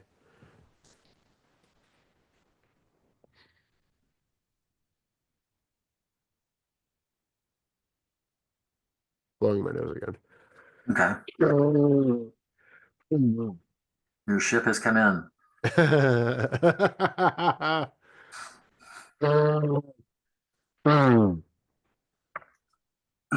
You must have a lighthouse in your living room. We do. Uh, um, let's see. I don't know. I I guess I'm gonna have to think about that one well, yeah, and it's something to look into that in the in the moment. moment, you know, Okay. and see because just to say that it's a Darrell thing that there's a habit of having a thing and then needing it again and need it again and need it again. Hmm. Most likely it's more that again there is some sort of discomfort that's happening. There's something that's not okay in life at this moment, and that becomes the sort of chosen distraction from it for a period. And then it's like, okay, well, now this thing has gotten out of hand. Now let me go do something else. And now Oh, then right. and there'll be a new one. Yeah. And we'll Yeah. give this one a rest. Because it's again never about the donuts. It's never about the caffeine or anything else. It's that is all serving a purpose. And the question is then, what is it that it's actually supposed to be doing for you? What's it distracting you from? What changed experience is it promising to provide? Is it actually providing it? Being really honest with the experience so that we're not doing anything mindlessly. We want to really be mindful. If we're going to eat a donut, eat that donut mindfully. If the craving for a donut shows up, be mindful about that craving to find out, am I really craving it? Why do I think I want a donut of all things? Why don't I want a new car? Why don't I want a new, I don't know, a new jacket? Like, why is it a donut that's the thing that's showing up right now? Yeah. And then just because an idea now of a jacket shows up, how do I know that I actually want that jacket? What is showing up in my direct experience that means I want that jacket? Do I see images of myself wearing the jacket? Do I see other people going, "Ooh, that's a nice jacket"? Like, do I feel, what is it that makes me actually want the jacket? Like, it's that kind of a thing. Okay. Well, those are questions I will definitely be uh, making use of, especially in the moment, but even just in general too, just to begin to kind of get the curiosity and begin to be able to dig down a little bit, because that's the thing that I find is oftentimes kind of tricky is um, when it comes to doing some sort of inquiry, the first layer or two are pretty easy. Yeah, After that first couple of layers, begins to become harder to break it down. Like, okay, so what's the next layer of constructed things that's making yeah, up this experience here? yeah, So kind of working with it ahead of time or outside of that moment yeah, can sometimes be helpful in that you already started to get a better sense of what's down past that first couple of layers. yeah, absolutely. Because you and I have had these conversations over the last year, and you'll rattle off a series of going down a few layers, and there have been times where I've just been kind of um, um, surprised and impressed that, wow, I didn't even see that, and he just went right to it. And I know it's just because you've done a Yeah, lot of. yeah, that's it. And we're just, yeah, it it's funny how all we have in life is our own experience, right? We Mhm. we only have this to play out, and yet no matter how, I mean, for people who don't do spiritual work, oftentimes it's completely uninvestigated. I mean, it's just we are Mhm. so on autopilot that we never question anything. And Right. it's just the more we do this sort of thing, the more we become aware of how little we question our actual experience. That it, we take so much in every moment at face value without questioning, Yeah. am I really, is it really the way that it's showing up? Is there something else connected to that we actually, funny enough, in that same Annika Harris video, she was talking about the binding processes in the mind that, like, when she uses the example when you play a piano. If you hit a piano note, you feel the note, you feel your finger on the key, Hmm. you hear the sound of the note, you see the key being pushed down, you see the notes on the paper, if you're looking at the music, whatever. You have all this, and it seems to us that it's all happening simultaneously. That bong, you hit it, you hear it, you feel it, you see it all at once. And That's, that's yeah, it's that's our not. reality, and it's not at all. Everything is coming in at a different rate. The brain is putting all these things together in different ways. And then she didn't even go into the fact that we also have all of these associations every moment with that of, well, Hmm. if I'm trying to become a great pianist, that note didn't sound exactly right. I should have had a little bit more pressure or a little less pressure or a little finesse in the way the finger works. And, there are so many different aspects to every element of that moment that we don't break down, but the brain binds it all together into one event. And this is really what we're doing, is working on undoing the binding process that the brain is doing, and really seeing things in their most individual capacities as much as possible. And I think sixth fetter is where we're doing the most of that, because that's where we're really tearing apart. Is it really a plant with a light behind it? Or, really tearing apart that experience of where the boundaries of things are, whether there really is a third dimension that's being assumed to be there in my visual field, whether the sound really is a bird that, I know that's the sound of a blue jay. I can picture a blue jay out there making that sound. I can see it in its nest. I can do all of that stuff. But then you can actually hear it, that no, no, that sound as it's coming in is just this raw sound that's happening somewhere like in here that has nothing to do with anything out there. And Right. so it's we're really pulling apart that process so that we're just getting as much as raw as possible of those sensations, the stimuli, that comes in. Obviously, there's no way to get a raw, perfectly true experience of anything, because it's all just So, energetic signals being interpreted by a brain.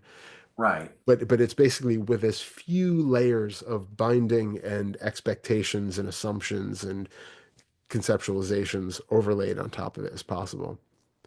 Wow. Well, with that in mind, you said something just a few minutes ago about, getting this kind of flat affectation about things. And, there's been this question for over a year now about what happened with certain things, certain hobbies and things that I do that Yeah. I enjoyed and then have just kind of fallen away. And I've had the sense that there's more going on than just burnout and something that resulted from the first fetter dissolving. Yeah. Yeah. And when you said that, all of a sudden I recognized that's what was going on. Is that, and it is related to the whole first fetter issue, but it doesn't mean that it's condemned to be a particular way. But somehow, as a result of the whole first fetter thing falling away, um, there became that kind of flat feeling about these things, even though on some level there's still this enjoyment or pleasure or something. I'm not sure what the word is there, because this stuff, I mean, it goes back to when I was a kid. This is stuff that, Mhm. has been fun and I've loved to do since, I was Yeah, probably kindergarten, first grade, something like that. yeah, yeah, And, and I can see, I can see the books on the table. I can see the breadboard. I can see boxes of components, whatever, and go, God, that's yeah, great. Well, why don't you want to do it? I don't yeah, know. So yeah, I don't, but when you said that, I realized, oh, there really is kind of this flatness about it. And I mean, what do you do with that? I mean, do you get over that flatness? Because you've said it, and I've heard Pernilla say it too, about how there's nothing wrong with enjoying things, and that's kind of part of all of this, is that learning to enjoy things without attachment, without yeah, needing them to do something or be something, just in and of themselves, just yeah, enjoyment. yeah. And so how do you get back to that when something like that has happened, where something shifted, and now it's repetitive, but I don't know how else to say it, that there's kind of this flatness about Yeah, it. yeah. Yeah, it's a really good question. I think everybody's going to have to find a little bit of, well, the first thing to look into is to why particularly that thing do you want to get back to? Mm, You know, again, maybe there's something else which is just better suited to this moment, but it is possible that there is still some value in that thing for you. Um, my initial kind of go-to response to that sort of thing is about really feeling into the flow of it, of when it feels appropriate and when it doesn't. And so in general, like personally, what I do is there are times when music is just completely uninspiring. And it's like, that was like you. Most of my life, I've been a musician, and there were periods where it would come and go, but that was like such a huge thing. And then it got to where it was like 6 months between when I would actually touch an instrument or not. It would be just no interest whatsoever. And then all of a sudden there'd be like this, like, ooh, interesting. And then I'd do it. And like I made that percussion track some months ago that I put up. It was like a kind of a drumming for, catharsis kind of a thing. yeah. And it was so much fun, and it was like, I was so inspired to do it, and it was just like pulling all the drums out and doing all the recording, and I was really into it for a couple days, and I did it, and it was like, yeah, I should make more of these. Like, people seem to really get a lot out of it, and I really had a good time doing it. And I haven't. Like, it just went away. There was like this peak of sort of, inspiration and creativity, and then back down again. But then recently um I've been getting into just making some more ambient stuff for like meditation for tracks. Mhm. And I've been really enjoying doing some of that. I did one with like keyboard and like actually I think it should be coming out soon.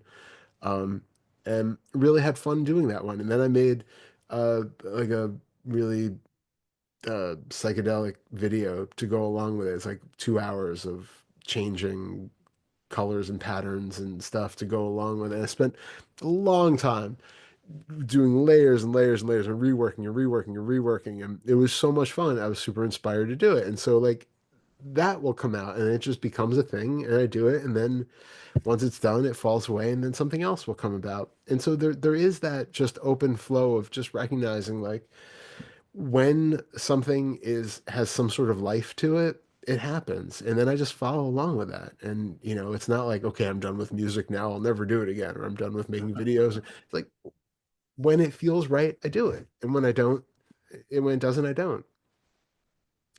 But I think, maybe that's not the most helpful if there is something that you feel like you really want to do. But again, finding out why you want to do it, feeling into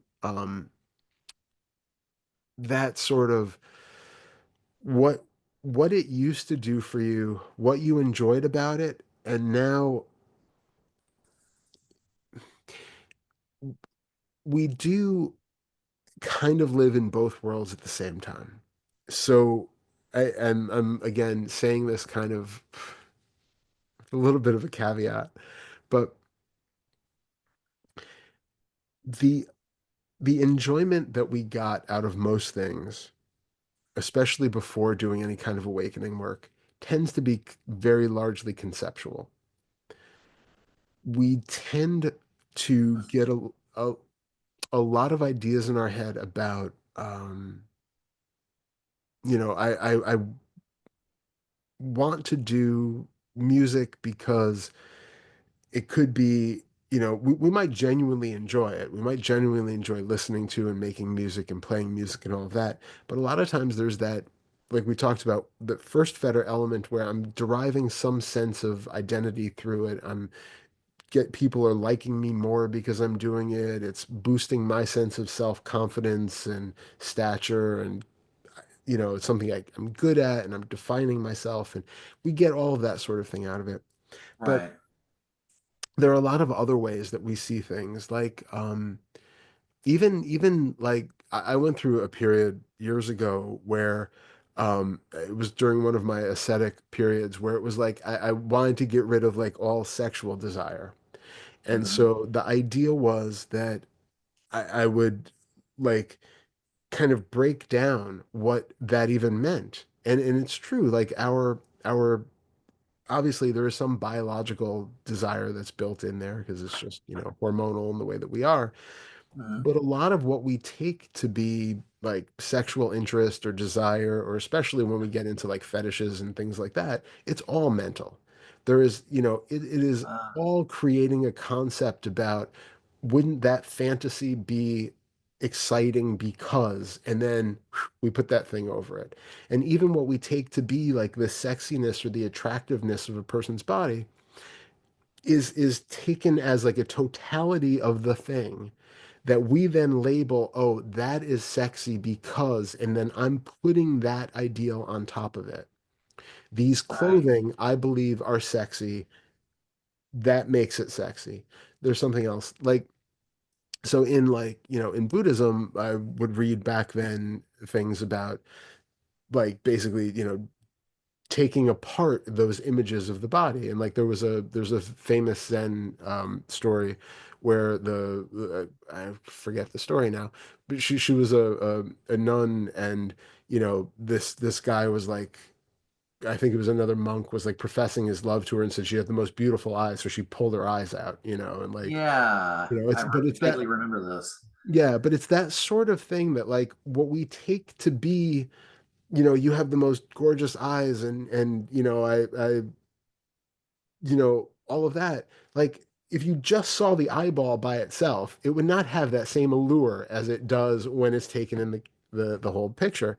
Right. So it's that sort of thing where, you have such sexy legs. Okay, but if you just saw that leg by itself, probably not going to have the same effect for you. Right. So there is an overlay that we put on all of these things. And, it is also possible though that you can take that to the point where you start to kind of mentally dissect the body into these elements, and you start to lose that overlay of sexual attractiveness, and that can kind of break in a lot of ways the our feelings of lust and that kind of uh what do you call it, when you like, not personification, uh Objectification. project, yeah, exactly, thank you, like objectifying somebody in a certain way, Right. um and it can actually break that, and again, like, positives and benefits, there are, I mean, positives and downsides, like Right. they're but what I found is that once you have broken a lot of these things down and have gotten the insight out of how much of an experience is sort of naturally inherent in it and how much is our conceptualization overlay on top of it, you can kind of play in both fields. You can play back Hmm. and forth with it. So, like, say you want to do electronics again and you have like no motivation for it. Look Right. into those things that caused you to be excited about it in the past. Okay. What were the ideas that made it exciting for you back then? Hmm. There was some sort of enjoyment at taking raw materials, being able to put things together, and then get something that would function, even if it did something just really, really just boneheaded simple, Yeah. in order to, you know, put something together so that it worked and did something. Um, and of course, then, with that comes some sense of accomplishment. And to a lesser extent, this isn't the bigger part of it, but there are other things that I guess were kind of ancillary, like being good at something, or being able to do something that wasn't what everyone could do. Yeah. Other people could do it. It wasn't, like you're Totally. special, but Yeah. you were, kind of part of a little niche. Yeah. Yeah. Um, Completely. but the biggest part of it was just that it was really cool to be able to take stuff and construct something, and then it would work and it would do something. There was something that was really cool about that. So if you want to do it again, see if you can touch back in with that childlike openness of just, isn't it fun to just see what you can make?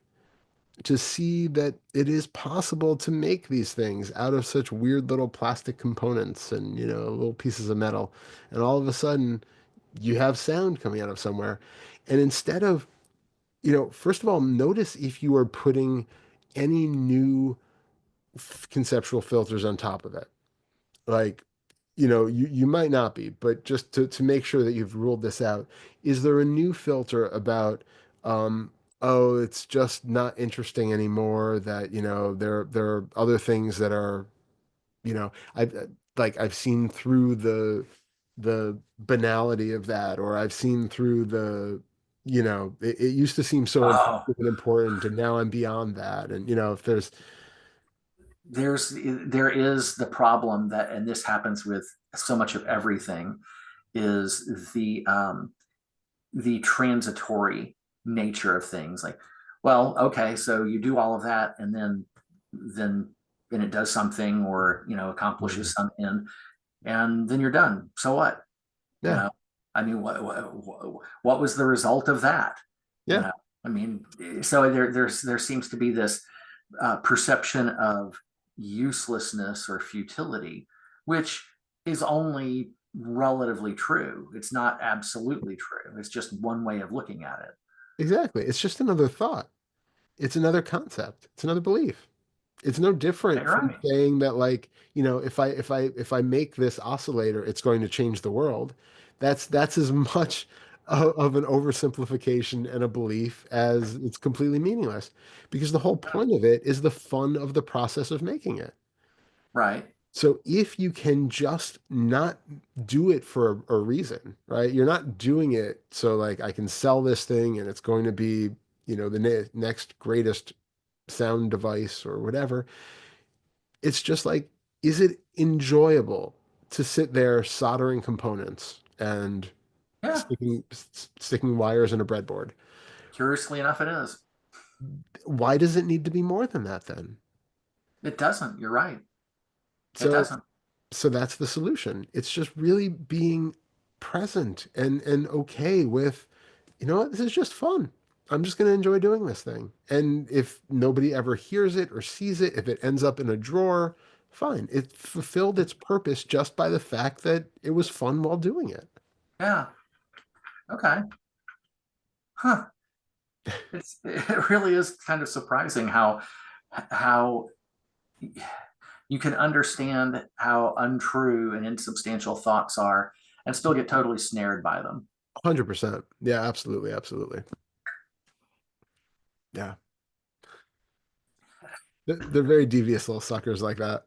Yeah, they are. Yeah. Well, and I'm still thinking about what you said earlier near the top of this conversation when you're talking about, and I can't remember what it was. I just know that you used the phrase, you said that's where desire goes to hide. Yeah. Yeah. Wow. Wow. That is so good. Thank you. Yeah, so many little uninvestigated parts of our experience, and they do so much work in making us either miserable or causing some added layer of unnecessary suffering or stress or lack of enjoyment. Because again, we're very middle way here. We're not going ascetic. It's not just Yeah. about being miserable and feeling nothing or despondent or something. It's still feeling something like problematic. We want to be able to enjoy life. We're doing this to suffer less, and it's okay to actually have enjoyment in there.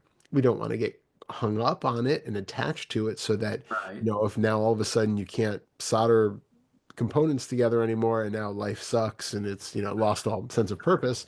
But like it's also perfectly fine to do that. Like literally when I made that video recently, I cannot tell you how many hours I sat you know, like moving little things so that they timed right with the music and like no, it's still the whole thing doesn't work, so like mix it down for 6 hours and then get the new one and then layer it with something else and try that, and it's just like it was fun, like I didn't know if I was ever going to actually put it up on the channel or if anybody was ever going to see it, but the process itself was enjoyable, so we do it. Yeah. I said something about this last time, and it's something that to me it seems to always hold true is that there's there's a real legitimacy to the idea of being careful about getting pulled into what I call the Catholic side of Buddhism. Yeah, You yeah, very know, much so. very, very easy to do. And I don't know if that's something that is necessarily the case for everyone, or if it's just because of the fact that from infancy until I don't know how old, somewhere in early grade school, I was brought up in a Catholic household. I mean, to the point of almost finishing confirmation. I got right near the end of confirmation, and I finally said, no way, to hell with this. The nuns are awful. I don't understand it. It doesn't make any sense. I don't have any interest. Forget it. And I just refused to go, Yeah, you know. yeah, amazing. But so I don't know if it's because of the environment I was brought up in, or if it's Yeah. something that people tend to kind of um, it's a common occurrence for people to kind of get pulled into that, because it seems like even if you were brought up in an atheist household, it seems like that is probably still there to some degree or another. Yeah. Yeah. I think it also depends on the type of Buddhism that you get turned on That's a to. good point. Yes, because Um, I would think that Zen is going to sidestep a lot of that in a way that the Theravadan stuff does not. Completely. And also the Tibetan, where like Hmm. I had started with Zen and I didn't really have any of that. It was very free and open and, very light. And then I read the Tibetan Book of the Dead and I started going down the Tibetan route, which is very much that whole, your chance of having a human rebirth is, like a turtle who surfaces in the ocean once every 100 years, and it's the likelihood of one of those times when he surfaces, his head pops up through a life preserver, and you know, so Right. you have to make use of this time, and you have to, get rid of all attachments, and really, really transcend, or else you're going to be stuck on this samsara for countless eons. So you better put in the time now, and it was really that like spending some years going down that pathway that really inspired that kind of, as you said, Catholic side of it, where it's like, oh no, I need to be very diligent, like this is the most important thing anybody could possibly do in their life, and I really have to put everything else aside and be, you know incredibly forceful about it. And Right. it just reinforced those things that I was trying to avoid. And we keep reifying that then, um, having any sort of enjoyment of anything becomes a failing of some sort, you know. Yeah, that's a good way to put it. And it's just so contradictory, I think, to what we need as people, and it's also it would be helpful if we knew for sure whether there really was reincarnation or rebirth, whether the, like I have no inclination, clearly waking up, it changes things in your life, right? It changes things in this life, the way that we see things, it changes our attachment to things, it changes our experience in a lot of ways. Right. But I have no indication that now there will be no rebirths where there would have been rebirths before, or one rebirth where there would have been dozens of rebirths, or I can't see any of that from where I stand at this point. Right. Right. So I have no idea. All I can say is that waking up changes how we are in our earthly life now, here in this incarnation, if there are others, I don't know. And that's all we can say. But Yeah. but you know, I get how when we have beliefs in things that we don't have access to in this realm of experience, it can Mm. cause us to make very extraordinary efforts to protect ourselves in, you know, beyond the realms of this earthly existence.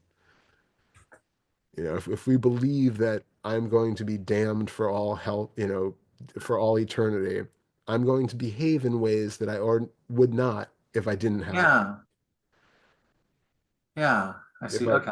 Yeah. if I believe that I'm really going to be reincarnated in all these awful ways for hundreds of thousands of years, if I don't do these practices this lifetime, well, then I would be a madman to not do those practices this lifetime and take it as seriously. Right. But all of that hinges on this belief in one thing that somebody has said in one tradition, in one culture, in one short period of time on this incredibly, you know, well, on one hand, large Earth over a span of, unfathomable billions of years, and then on the other hand, this incredibly tiny planet, which is an insignificant speck of nothing in a much vaster 14 billion year universe and whatever.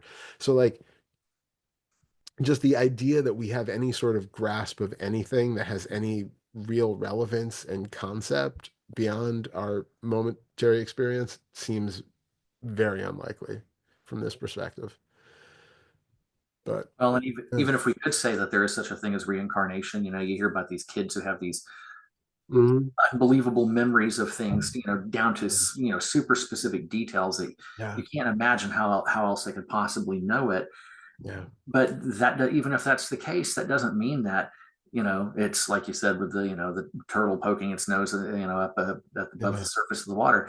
That may not be true. That's just Mhm. something that somebody decided at one point in time, and it might be that being born as a human being actually happens much more frequently than we've been led to believe. Yeah, yeah, because it's true, when you listen to those stories, it's like the people are living generally in the same regions that their past lives were just in, and the Mhm. people and their families are still alive. So, I mean, it's like a matter of, days to year before you get reincarnated again as another human in the same neighborhood or state or something, or, Right. general area that you were just in. It's not a very long time away. No, and it almost seems like the sense I've gotten, and I didn't even realize it until now, saying it out loud, that the unconscious sense is, it seems like if you're born as a human being, it seems like you kind of get stuck being born as a human being for quite Yeah. some time. It's like, well, I hope you like this because you're going to be doing it a while. Completely, completely. Yeah, yep. It is fascinating, I have to say. I mean, I really went Yeah, down some rabbit holes for a couple years there with Jim Tucker and Ian Stevenson, the guys who did that a lot of that research on the child reincarnation stuff. And it's truly fascinating research and uh yeah, it's compelling in one way or another. I mean, I don't know yeah, it is. how to come down on. And I know like Dr. Jim Tucker said that when he started doing the research, he was just kind of like curious and kind of open-minded about it. And now if you watch like more recent videos, he's like, yeah, reincarnation exists. Like he's like convinced himself over the course of doing this work that he went from being just kind of scientifically ambivalent to um, just completely locking in on it because he's found it so compelling that he's, Well, I can see how he would. yeah, I mean, completely. I don't know. I mean, I'm pretty good at a pretty reliable sense of being agnostic about pretty much anything, Yeah. um, and including that stuff as much as I can understand how he arrived at the place he's at. But for me, I just I find it really hard to come down on the side of anything. Yeah. I've trained myself so much over a period of like 30 something years to see things in terms of probabilities. Yeah, I think, well, exactly. it's certainly compelling and it sure looks like that's what's going on, but ultimately, I don't know. Hmm. And that's sort of where it Completely. ends. But again, I understand how he Yeah. can arrive at that. I mean, I've had some things in my life over the last, well, geez, going back since I was a kid, actually, that are just really, truly, unbelievably weird. And and I've said that if it hadn't been for all a lifetime of really weird experiences, I'd actually be a scientific materialist. Hmm. And Yeah. those weird experiences have kind of saved me from that and have made me more agnostic. But I've had a couple of things where um, I kind of went from being agnostic about it to actually more or less coming down on the side of a particular belief or understanding just because I don't know how else to interpret that particular experience. Yeah. You Yeah. know, Yeah. It's a very mysterious existence with a lot of strange, unexplainable things yeah, it is. in our current state. So I'm with you on that. Um, and I think it's with what we're doing, ultimately that's sort of our goal or the end point anyway, is having that realization that we can never come down on any side of anything because Yeah. we just never have all the information. It's too limited of too this little bubble of experience is way Hmm. too limited, and there is no way to get to the true experience of anything. So it's just back and forth bantering with other little bubbles about, the the possibilities that lie outside of all of that, and it's just not in our grasp. Well, I agree with you, but for instance, I had one experience when I was 16. I went and stayed with a friend out in California, and got to know some people while I was there, and that led to me going way out into the mountains of Santa Cruz. And then I wound up walking back by myself because the person I went out there with was going to stay at this really cool camp that they built up out in the just in the deep in the mountains, and got followed back by something that when I finally got to the edge of the city where the tree line stopped, Yeah. I couldn't ever get a good look at this thing. All I know is, the experience was really unusual. I've never heard anything, and I've spent a lot of time in the woods. I've never heard anything move that silently before in my life, not a human being anyway. Yeah. Yeah. And so it got to the edge of the woods, and whatever was tracking me, first of all, was walking on 2 feet. And then it Okay. stopped just inside the tree line, and it pulled a branch down with one hand. When it pulled the branch down with one hand, I saw a very large hand that Wow. was hairy, except on Yeah. the inside. And when it pulled it down, it Interesting. exposed part of its face, and I saw a very large eye standing at a distance off the ground. Like, people aren't that tall. Basketball Yeah. players aren't that tall. And so I actually put it out of my mind for a long time Yeah. and just kind of put it aside, like not even going to think about it. And Yeah. then Tuesday had to do something for school 6 years ago or so. And you got to pick one of a couple of things, and she picked Bigfoot, and it brought that whole thing back. It's And I amazing. finally, after talking with her about it, I finally kind of had to conclude that I don't have another explanation for that. Yeah. Yeah, And I so get if I'm that. going to default to a particular view of it, that's the Yep. only view that I can default to in terms of something that really makes sense. Yeah. Unless there is, a 7-ish foot tall person, hairy person, human being who just happens to live in that region of the Yeah. Santa Cruz Mountains. Completely. So I've come down, even though for a Yeah. long time I just kind of put it out of mind, like Yeah. I'm going to deal with it. You Yeah. know, it gets brought back up, and then I have to go, okay, well, that's if I'm gonna go with the whole old Occam's razor thing, as Yep. absurd as it might be to some people, that's the only conclusion I can come to. So I'm going to go Yeah. ahead and say, yeah, this is what I think happened. That's amazing. That is so uh, opposed to where I usually want to be with things, which is leaving it open to be able to move one way or the other, Yeah, completely. because I just don't know. And I might need that flexibility to reconsider it at a later time. And when Yeah, you come down on the side of something, they tend to get locked there, absolutely. so I try to leave these things open. But in this case, it's kind of hard to do that, you know. Yeah. Well, that's a fascinating one too, because it so sounds like so much we have the idea of Bigfoot, Sasquatch, the Yetis. I mean, they're Mhm. like, it's something that people have talked about for so long in all these different cultures. And Right. um and it's like what you saw just fits that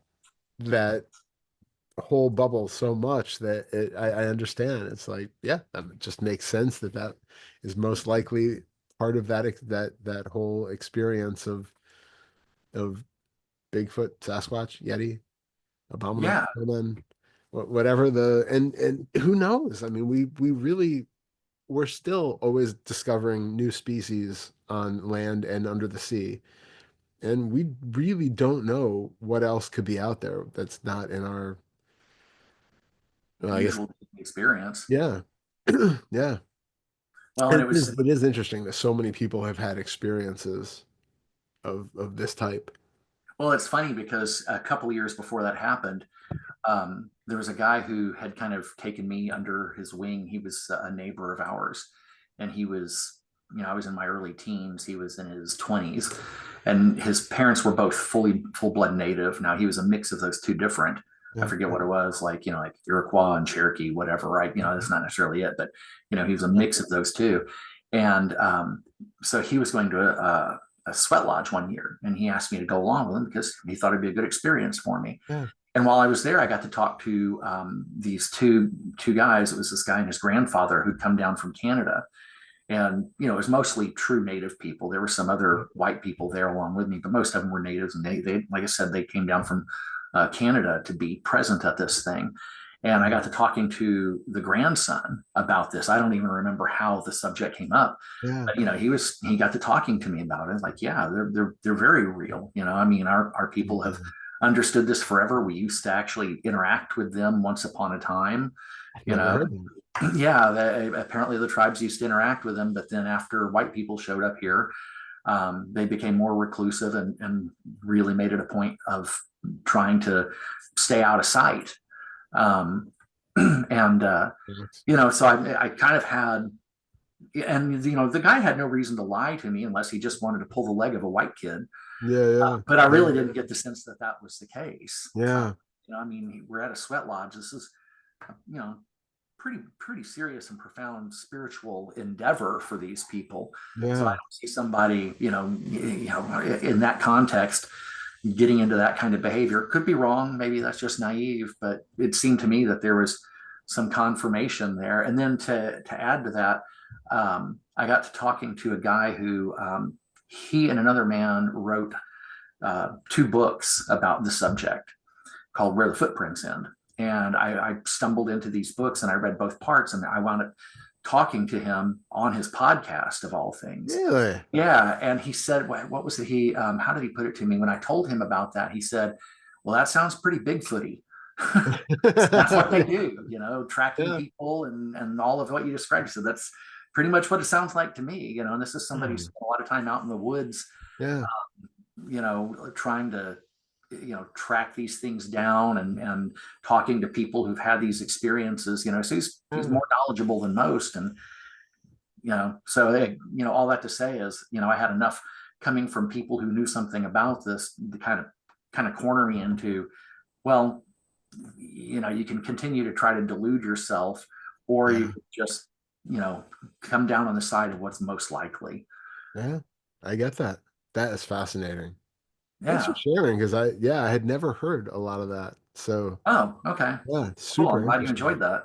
Yeah, I yeah. tend to be Yeah. really careful. I mean, I didn't think that it would be unsafe to say it to you, No, but I no, tend to no, be it's careful who I say that to, because, my life, I mean, since I was really small, I've had a lifetime of all kinds of really weird experiences, and I don't know why.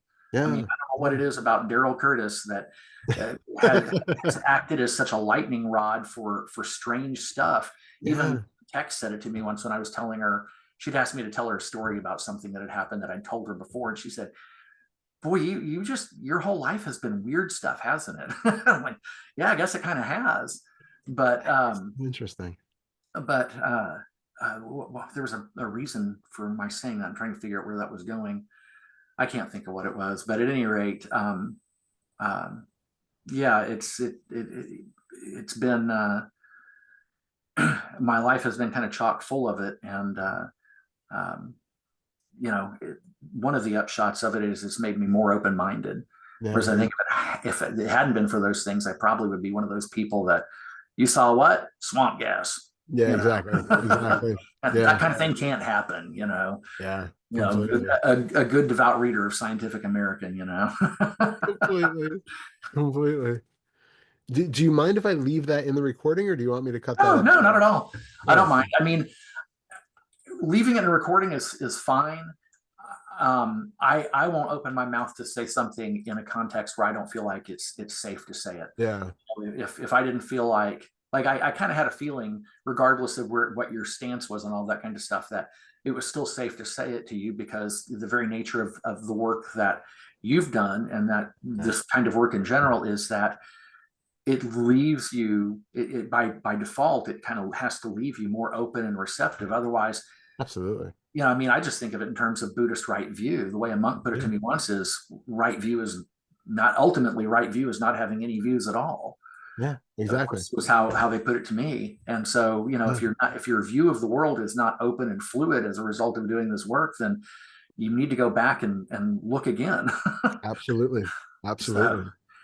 so yeah, this is a safe place. You can leave it in. That's perfectly fine. Thank you. If Appreciate I that. if Yeah. I feel like Yeah. it's unwise, like if I'm at the skeptics convention, I'm not going to say a word. I'm keeping my mouth shut. Yeah, I get that. I would be with you. I would be with you. Well, it's even with this stuff, I'm very selective about who I talk about awakening with or mention that I do this stuff. Mhm. But you go to a doctor's Yes. office and they ask what you do, and it's like it How do took you me a explain while to, that? really like figure out like a potted description of what it is that's just like, palatable and doesn't sound too woo for people. Right. So Well, I'm curious. Since you said it now, I've got to ask, how do you describe it? So In it's this I usually context? use the term something along the lines of that, it's like it's a form of Buddhist therapy because the way that we do, especially with one-to-ones, that it can be Mhm. very much digging into trauma and there is like a certain psychological aspect to things that Yeah. people I think can get, that has like a certain okayness to it and it does have Buddhist roots and it's like, okay, that puts it into a context. And I generally leave the whole awakening part of it out, Right. just kind of define it that way because awakening has so much baggage. I think if anybody even has a clue of what we're, has Mhm. heard about it, it's mostly just, levitating monks or something. And so I Right. really just Yeah. kind of want to, you know, it's, essentially a Buddhist therapist.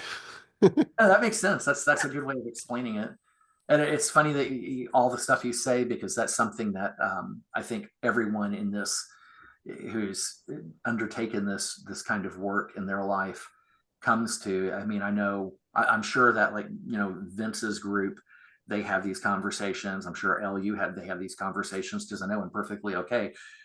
Still to this day, people are talking about this, about the fact that we don't tend to talk about this with people who aren't involved in it, because Yeah, they're going to look at you like you got, a horn growing out the middle of your head. completely.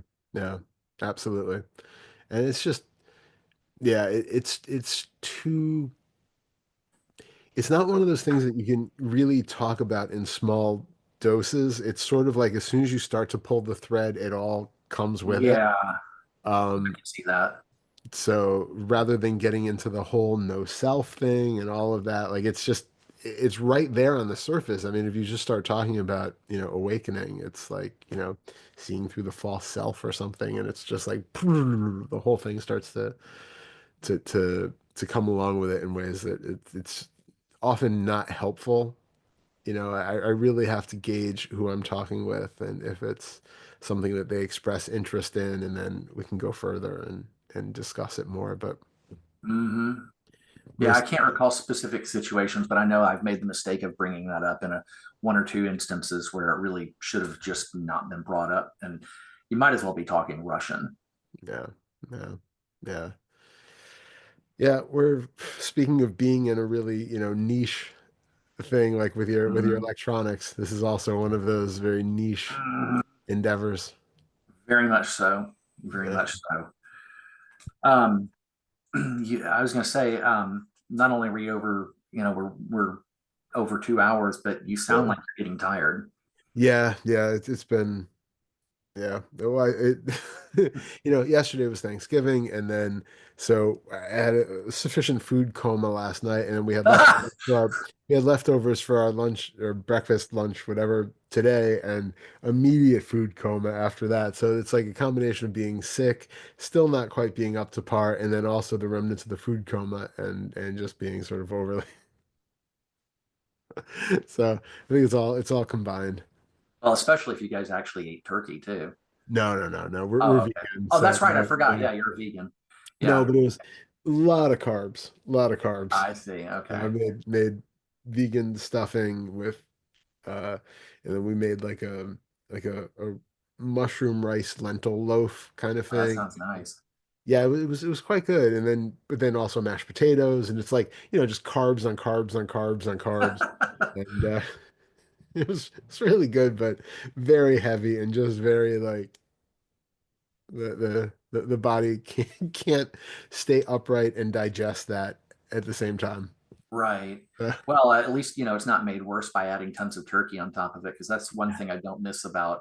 I mean, there are a number of things I don't miss about that, but that's one of the big ones, is that, you wind up eating an X portion of turkey, and the next thing you know, you're down for the day. completely. Yeah, absolutely. So, yeah, I was surprised actually by how last night we were just completely knocked out. It was Huh. funny. We right after eating, it was like, okay, so it really doesn't matter. I used to think it was just the tryptophan and the turkey and all that stuff that did it, but Right. apparently it's just any Thanksgiving meal that you have is like it's just part of the day. If you eat a large Thanksgiving meal, it will knock you out. You do need a couch afterwards. Maybe it's kind of that idea of the new sphere, that everyone's collectively doing it, and so it's kind of in the aether that Completely. you eat and you go down. Exactly. As they said, we are all one. Right, exactly.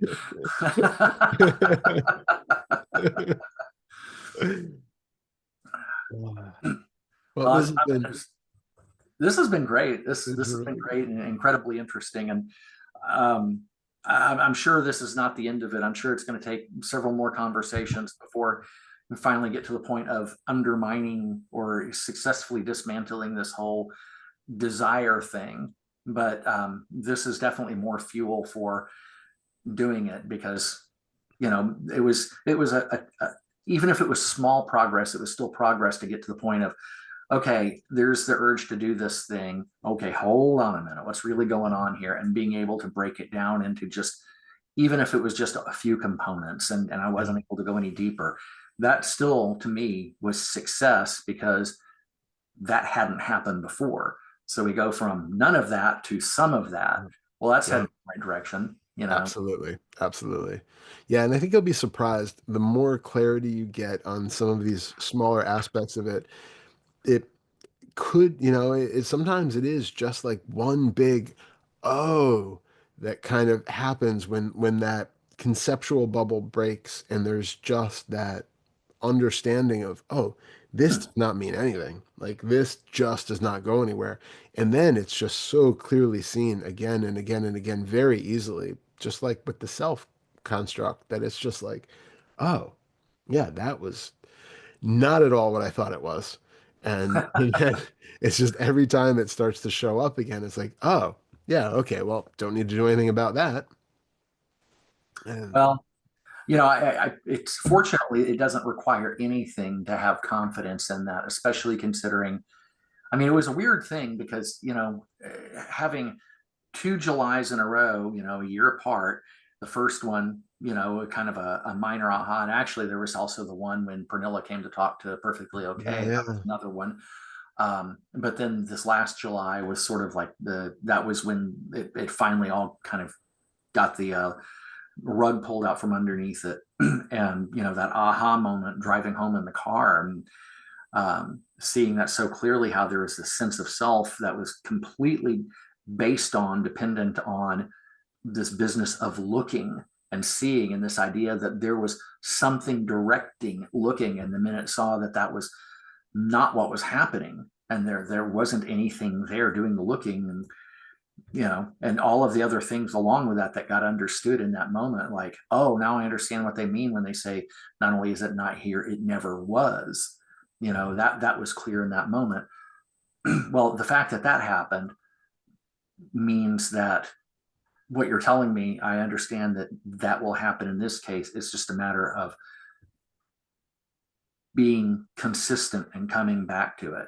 yeah, So, absolutely. and Absolutely. fortunately, it's not the kind of thing that you have to do religiously, consistently every No, single time. It's just a matter of no. doing enough of it. Yeah, exactly. So Absolutely. it'll get there. It will completely. You're really on the right track. So I have So, utmost faith. and the best part is using something as absurd as this habitual behavior around donuts and coffee, let alone anything else, I let alone know. anything I else. know. But that's the one that's the real sticking point, the one that really kind of, is aggravating. Like, well, Yeah, we're going to turn this into gold. completely. Completely. Oh, that's so good. Yeah, it really is. Yeah. Wow, what a great gift to be able to turn the things that cause you problems and difficulty and suffering in your life Yeah. into, freedom from that very thing, and everything else too. Yeah. Absolutely.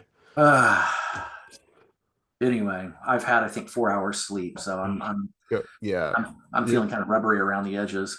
yeah. Well, you're doing surprisingly well considering. So, um, Yeah. Well, at 2 o'clock in the afternoon, I have no idea how that is because the caffeine has to have worn off by now. So I'm not sure what's going on at this point. I guess it's just the fact that this is something that this topic is something that is to some degree energizing. So, yeah. Yeah. I get that. but at Go any get rate, go get some rest. And I'm going to do that. be I'm going to go kind. become friendly with the bed for a while.